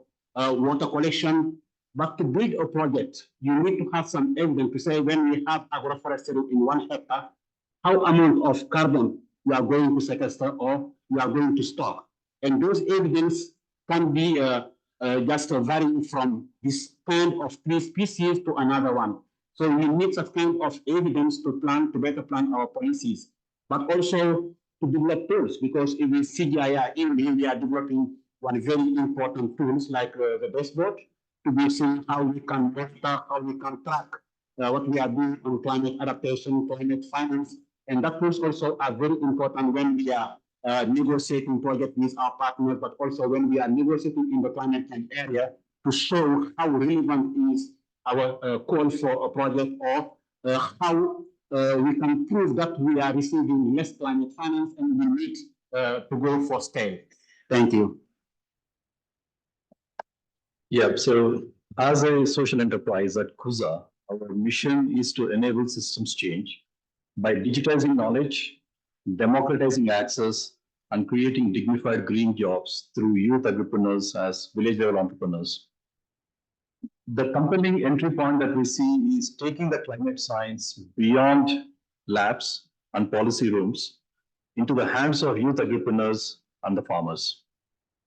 And with CGIAR Science and CUSA's last mile distribution engine, powered by digitally enabled youth entrepreneurs, for example, in Kenya, His Excellency President Ruto has announced a 20,000 youth entrepreneur program. What that means is at every village level, you'll have up to 10 youth entrepreneurs.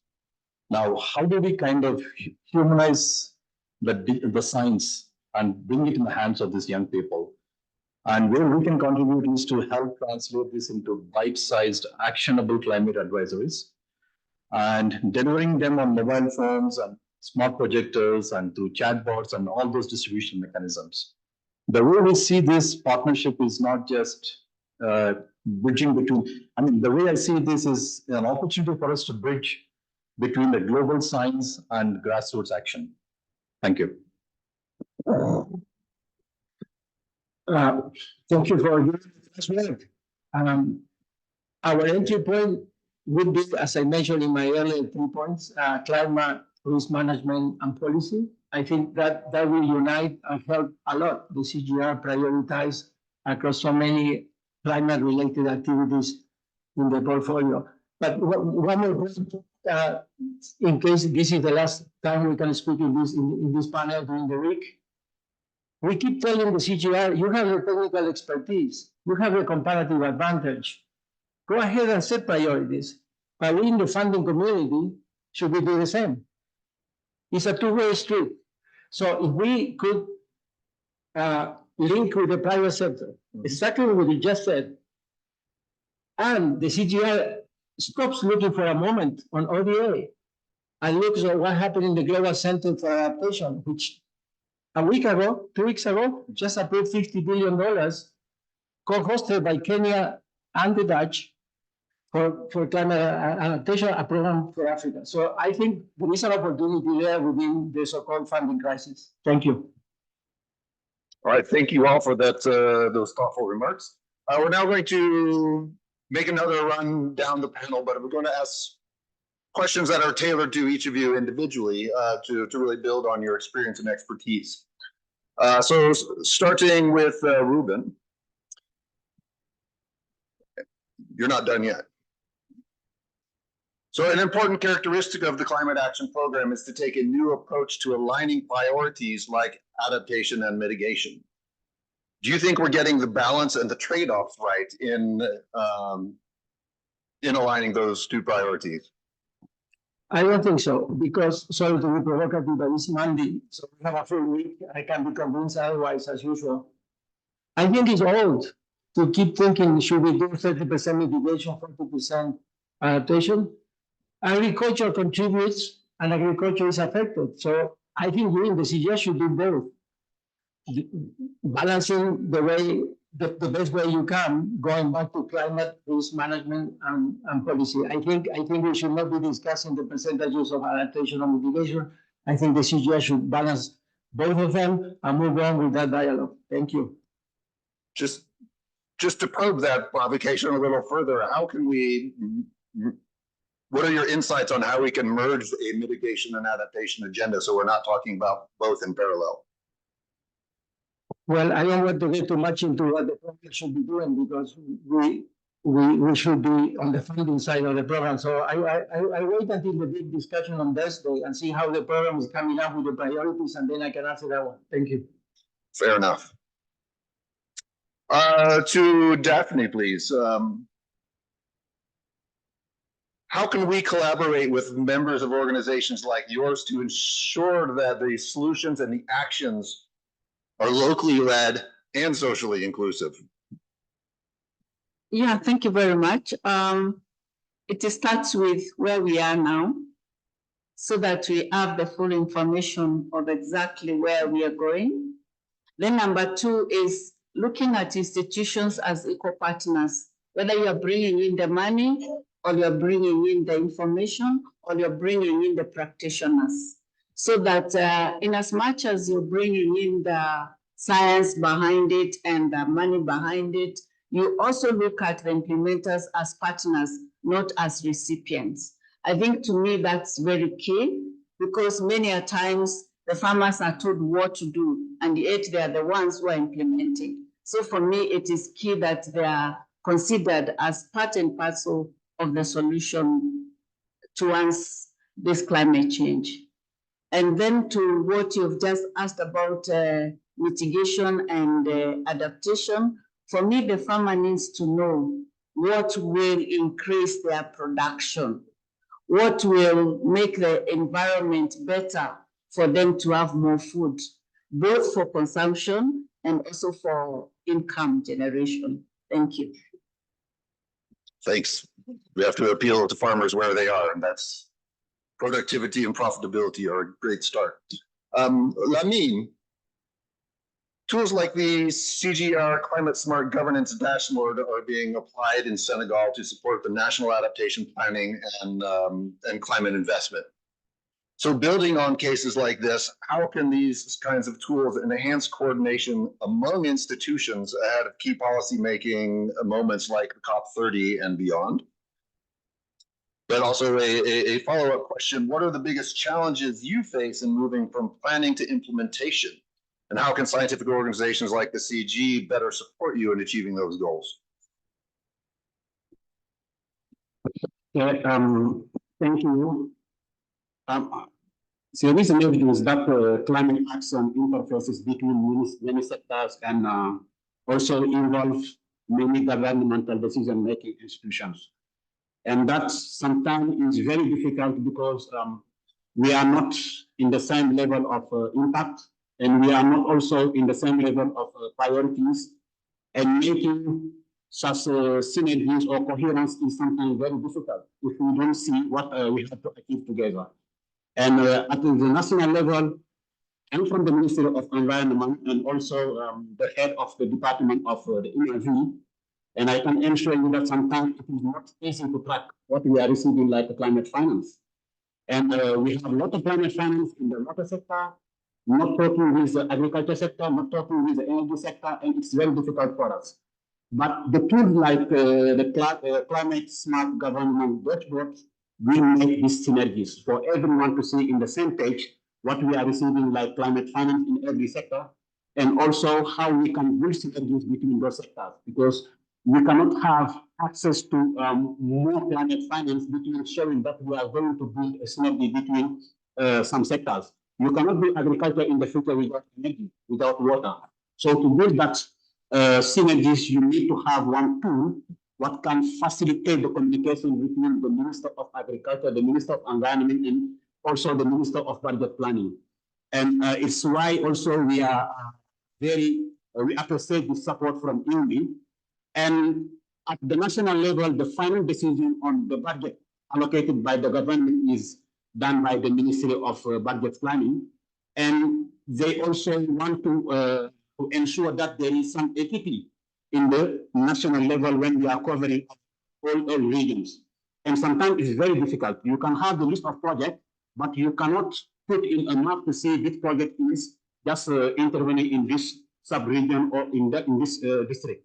And when we have this climate smart government dashboard, we can have a map when we can see how many projects are implemented in each region, and the adaptation project, the mitigation project, the cascading, and what regions are not yet covered, to see in the future how we can make this equity. And it is very important also when we are going to negotiation like the COP30, and you know that now we are talking about the loss and damage fund, and we put something on the ground. We are still looking at how this fund is going to operate. But the main challenge will be how a country or a region can prove that this loss and damage is linked to climate change. We're still looking for relevant methodologies and tools to see how we can assess those loss and damages. So I think this kind of tools and CGIAR can help countries to see how we can adapt some tools at the regional level, like what's happening this time in the Senegal Basin River, and also the Gambia Basin River with some floods. It does not rain a lot in Senegal, but it rains a lot in a neighbor country, and that water comes to Senegal to make a lot of loss and damages. So we need to have such kind of trans-boundary information to know that if in East Africa, we need to look at what is going to happen in the future. We need also to look what is happening in the Pacific region, because it is linked. And I think this kind of tools can play a role in a country level, in a regional level, but also international level when we are negotiating. So it is important for us to go for that kind of tools and see how we can improve on for the future. Great, thank you. For Sushil, do the research priorities of organizations like the CGIAR on climate and interconnected topics, as expressed in the 2030 portfolio, help inform your approach to national and regional strategies on issues like energy, water, and irrigation?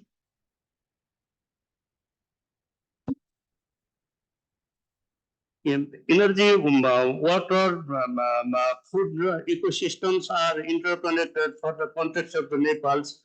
And one of the CGIAR unit, IMI launched a program so was very instrumental for the policy interventions. We put based on the recommendations by the such study and research, we put in national irrigation policy, as well as the ongoing Water Resource Act, which is in the final stage of ratification by our parliament.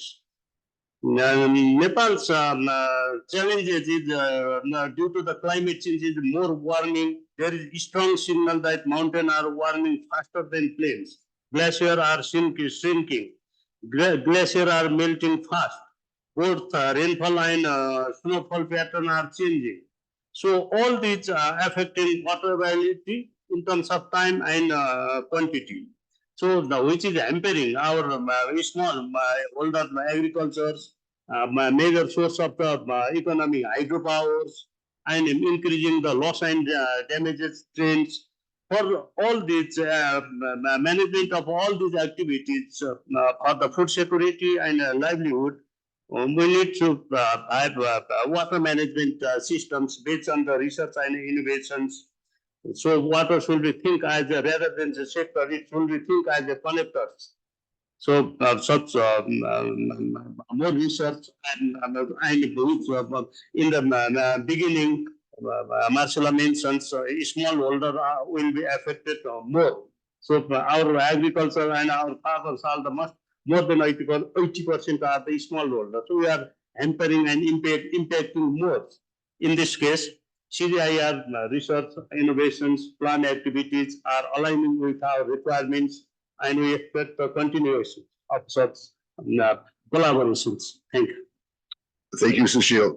On to Sriram. What are the next frontiers in technology and innovation that the CGIAR should be focusing its research and capacity building efforts toward? And how can public institutions and the private sector work together to make the most of them? Yeah, thanks, Todd. I think what is important to accept is the space we are in is very complex. No single institution nor any single organization can address this.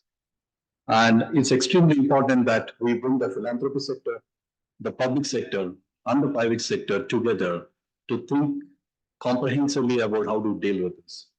And by taking an ecosystem approach, by protecting the interest of the end user, who is a farmer, and rather calling them as a beneficiary, if we start looking at a farmer as our client, we are all in this business because of that client, and keeping their interests in mind, working backwards, and we have no choice but to leverage digital technologies for reasons of scale, for reasons of sustainability, and most importantly, for reasons of speed.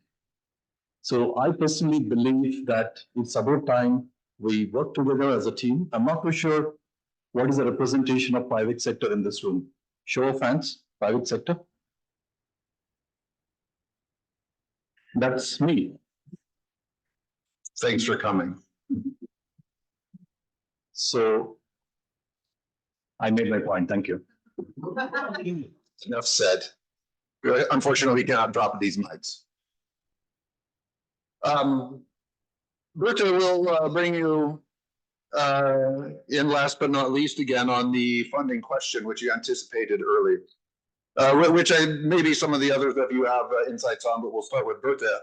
So in this more challenging funding environment around resource mobilization, where should we be looking to leverage the finance we know is out there but can be redirected toward science and innovation that reaches and works for smallholders? Yeah, sorry, Todd, I spoiled your question earlier. I think, I don't think I'm telling anybody in this room any news if I'm saying that funding from the traditional bilateral donors will not increase, and Gates Foundation will not be able to fill the gaps, or like any other donor for that part. I don't think, we're fooling ourselves if we are thinking that anybody will miraculously step up and like fill all the gaps. All European countries are facing a very difficult policy environment. We are dealing with taxpayers' funds, and we have to justify those to a domestic audience, which is currently the climate is very challenging, as you will all know, not only in Germany, but in all other countries.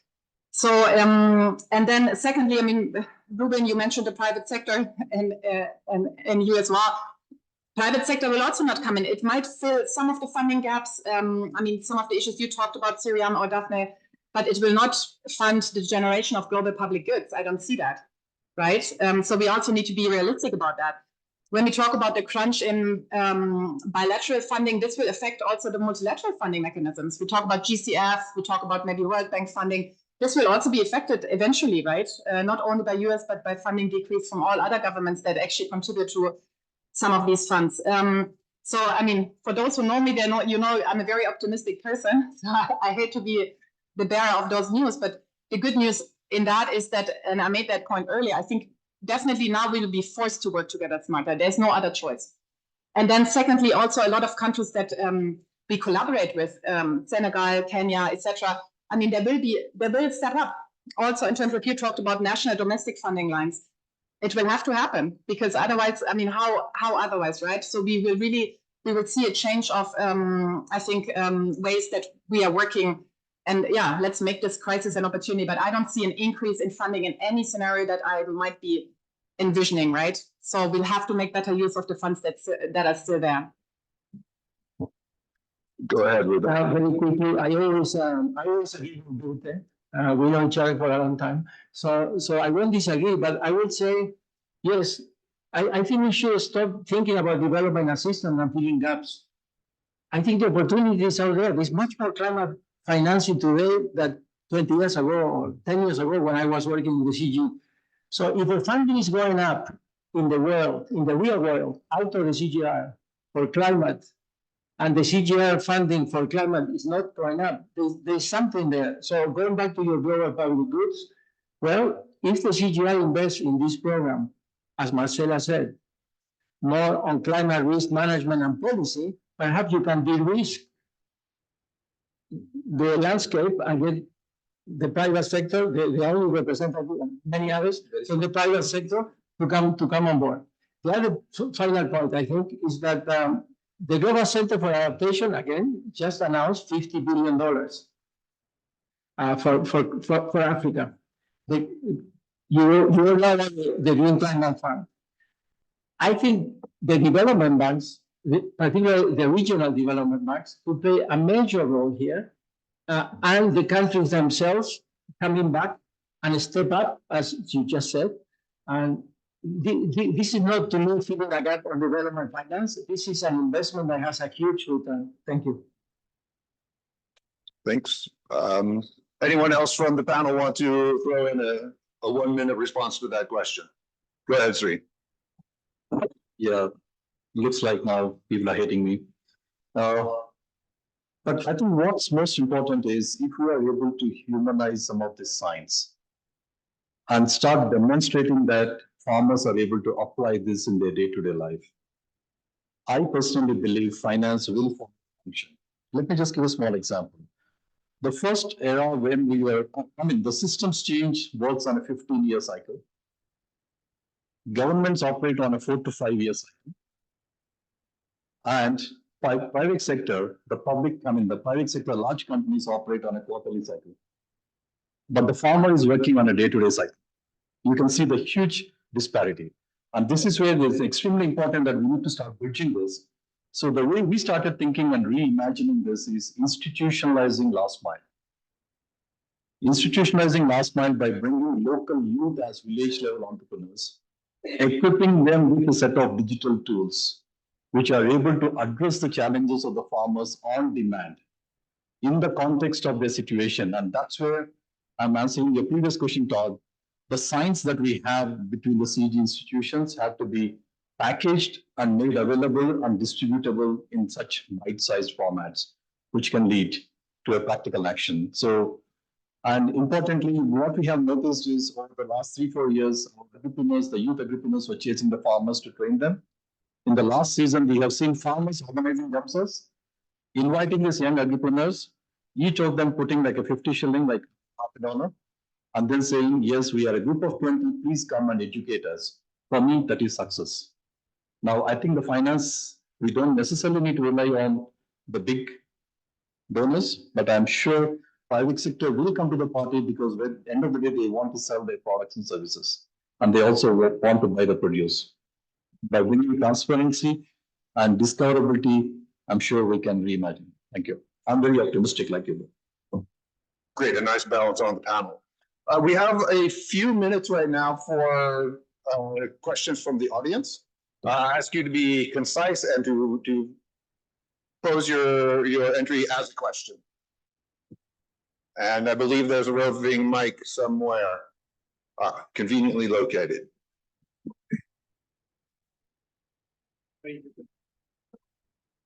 Thank you so much. I'm Mary Jenga from CIFA, and I want to respond to a question that has come out severally in terms of what the CGIAR is contributing to policy and the issue of energy.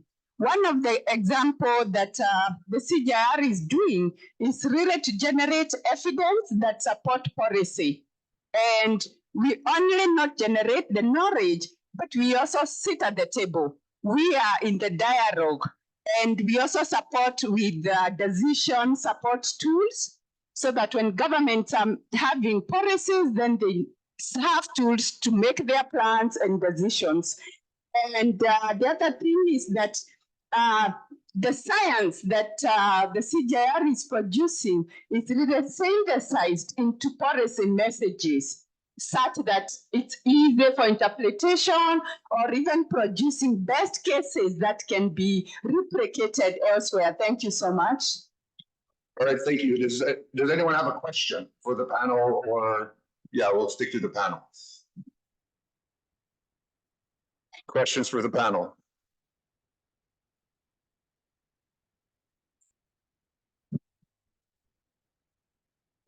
Yeah, good morning. Good morning. My name is Sankara Nyagaya. I'm an indigenous cultural practitioner. I am also privileged to work at the Global Center on Adaptation Youth Advisory Panel.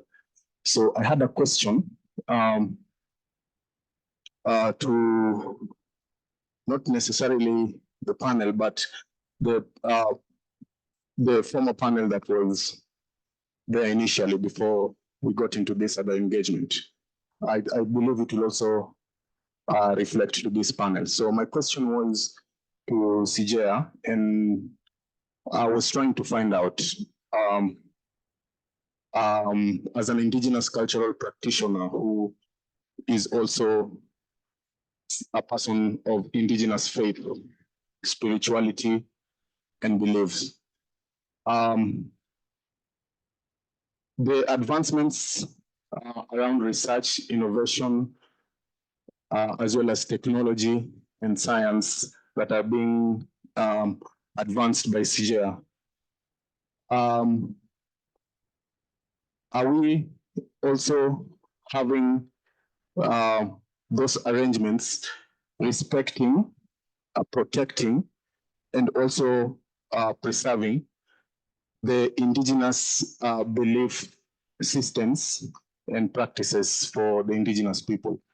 I also wanted to ask my second question in regard to climate adaptation in the country that I come from, Kenya. The main climate action that is most evident is sinking of boreholes. Is CGIAR also working around innovations and research to see how we can also recharge these underground water reservoirs? Thank you. Thank you.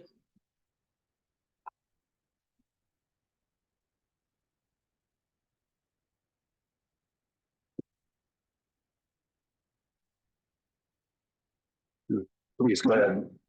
Hey, hi, thanks a lot for the great discussion so far. My name is Gracia Pachito from the Alliance of Diversity in CIAT. As we've heard, climate is really not discriminating across anybody, right? Any group. It is, climate impacts are affecting everybody. No one is immune. But what we've also seen is that from our research and the news, etc., is that the most vulnerable groups are also those that are very vulnerable and exposed to climate impacts, but also exposed and vulnerable to multiple crises.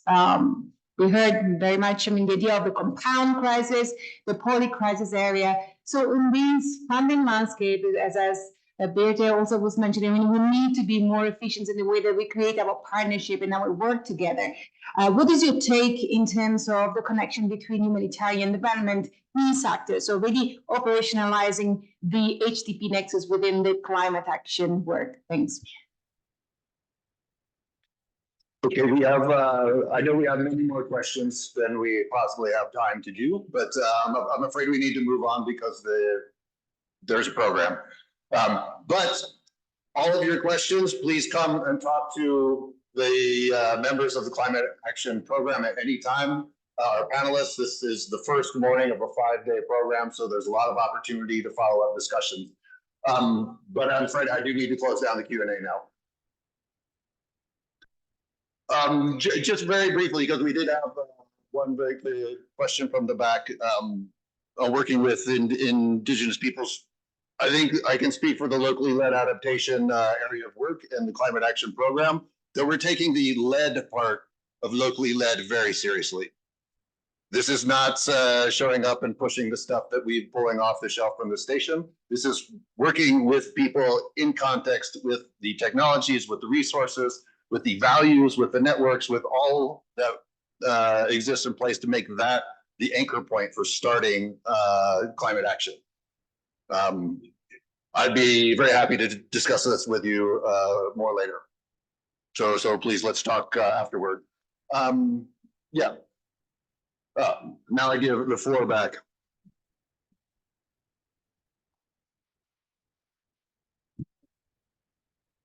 Thank you so much, Todd, and thank you to everyone that's participated in the sessions. Thank you to our speakers and panelists, for bringing to light.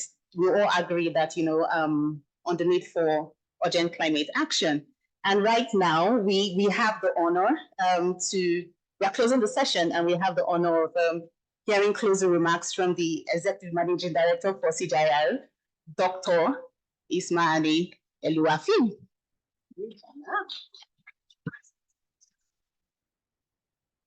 Thank you very much, colleague. It's really nice to see a packed room, and that shows how important is climate adaptation and climate action at large for all of us. And it's also nice to hear people talking about Aboriginal knowledge, local communities, and I'm glad really that this is part and parcel, and it is at the heart of the Climate Action Program. As we are really bringing this session to a closure, I hope really that what you are hearing is that CGIAR is ready.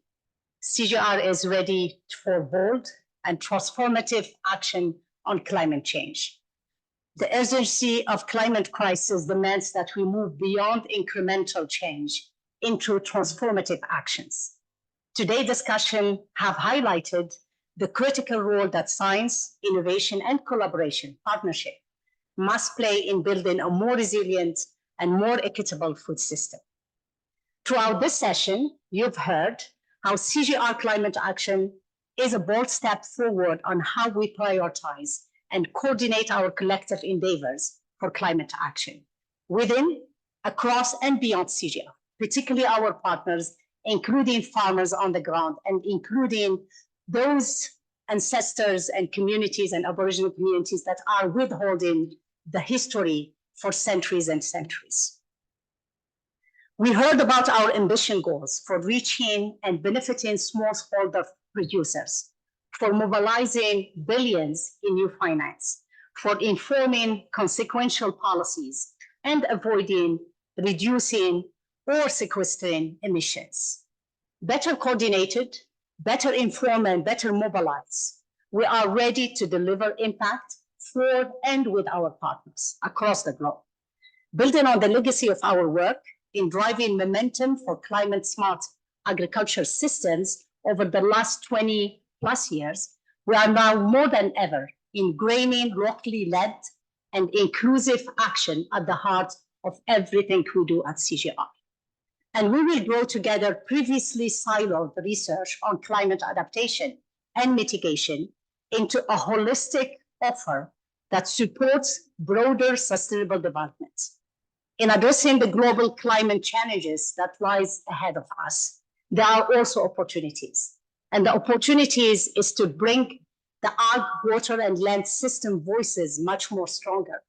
I always compare ourselves to the energy, and I always say energy won in the last 20 years because they were organized, because they said we are the solution, although there are the big problems as well. The same thing for us as agriculture. We have to give a story that we can't stop producing because nobody gonna survive without food. So food is a must, but we can be part of the solution through much more sequestration of carbon, bringing back the lost species and recovering those habitats that were disturbed by the monoculture, I recognize. And we are part of that problem over some years. But also, we could also reclaim land that has been degraded. And we can, more importantly, increase productivity per unit without emission. So we can increase productivity per unit of input, of land, of water, you name it. And that in itself will give us more food with much less emissions. And I think that gain should be mostly in the global south, where we have a huge gap in terms of yield, and we need to address it. We have been talking about it for a very long time. I think it has to be part and parcel of the solution, part and parcel of the climate action, and it should be recognized as one of the solutions that is low-hanging and that we can do now, not tomorrow. So with the right tools, with the right policies, with the right investment, we can reduce emissions, we can strengthen carbon sinks, and we can enhance the resilience of agri-food system. So I'm really happy that we launched today the climate action that was developed over a year by our brightest scientists, both within the CGIAR and with our partners, and that really has gone through a number of consultations with our partners as well. However, we must acknowledge that the efforts we did in the past are not enough. So we need a little bit of a sense of urgency.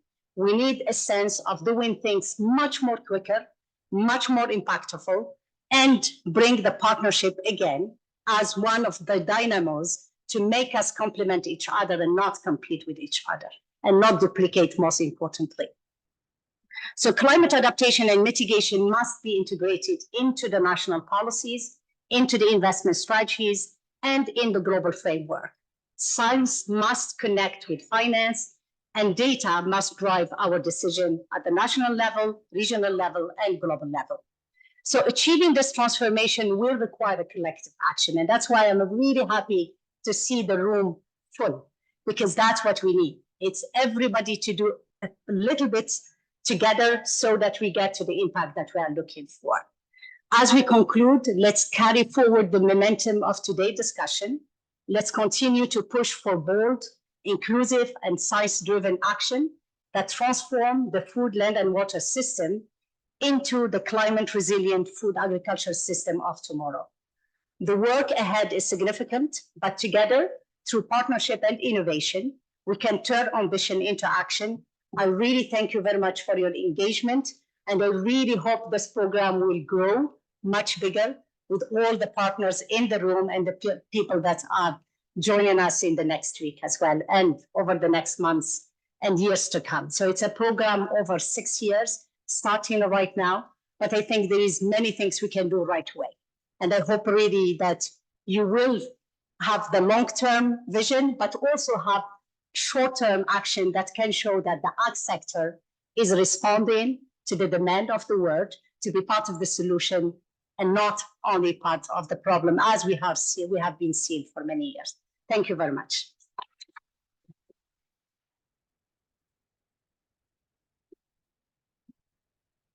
Thank you very much, Dr. Luapi, for your really powerful words and your inspiring leadership. So that brings us to the close of the session. We say a big thank you to all our participants. Thank you to the audience and to our speakers and panelists. As the session closes, we can keep having these conversations even beyond this room. And we'd like to inform you that we also have another session on Thursday at 8 a.m. in room 4, where we can even have a deeper dive, right, into the conversations we started today. And on that note, we say thank you, everyone, and enjoy the rest of, CG Science Week. Thank you.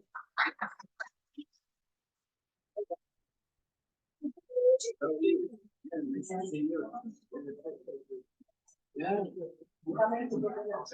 yes.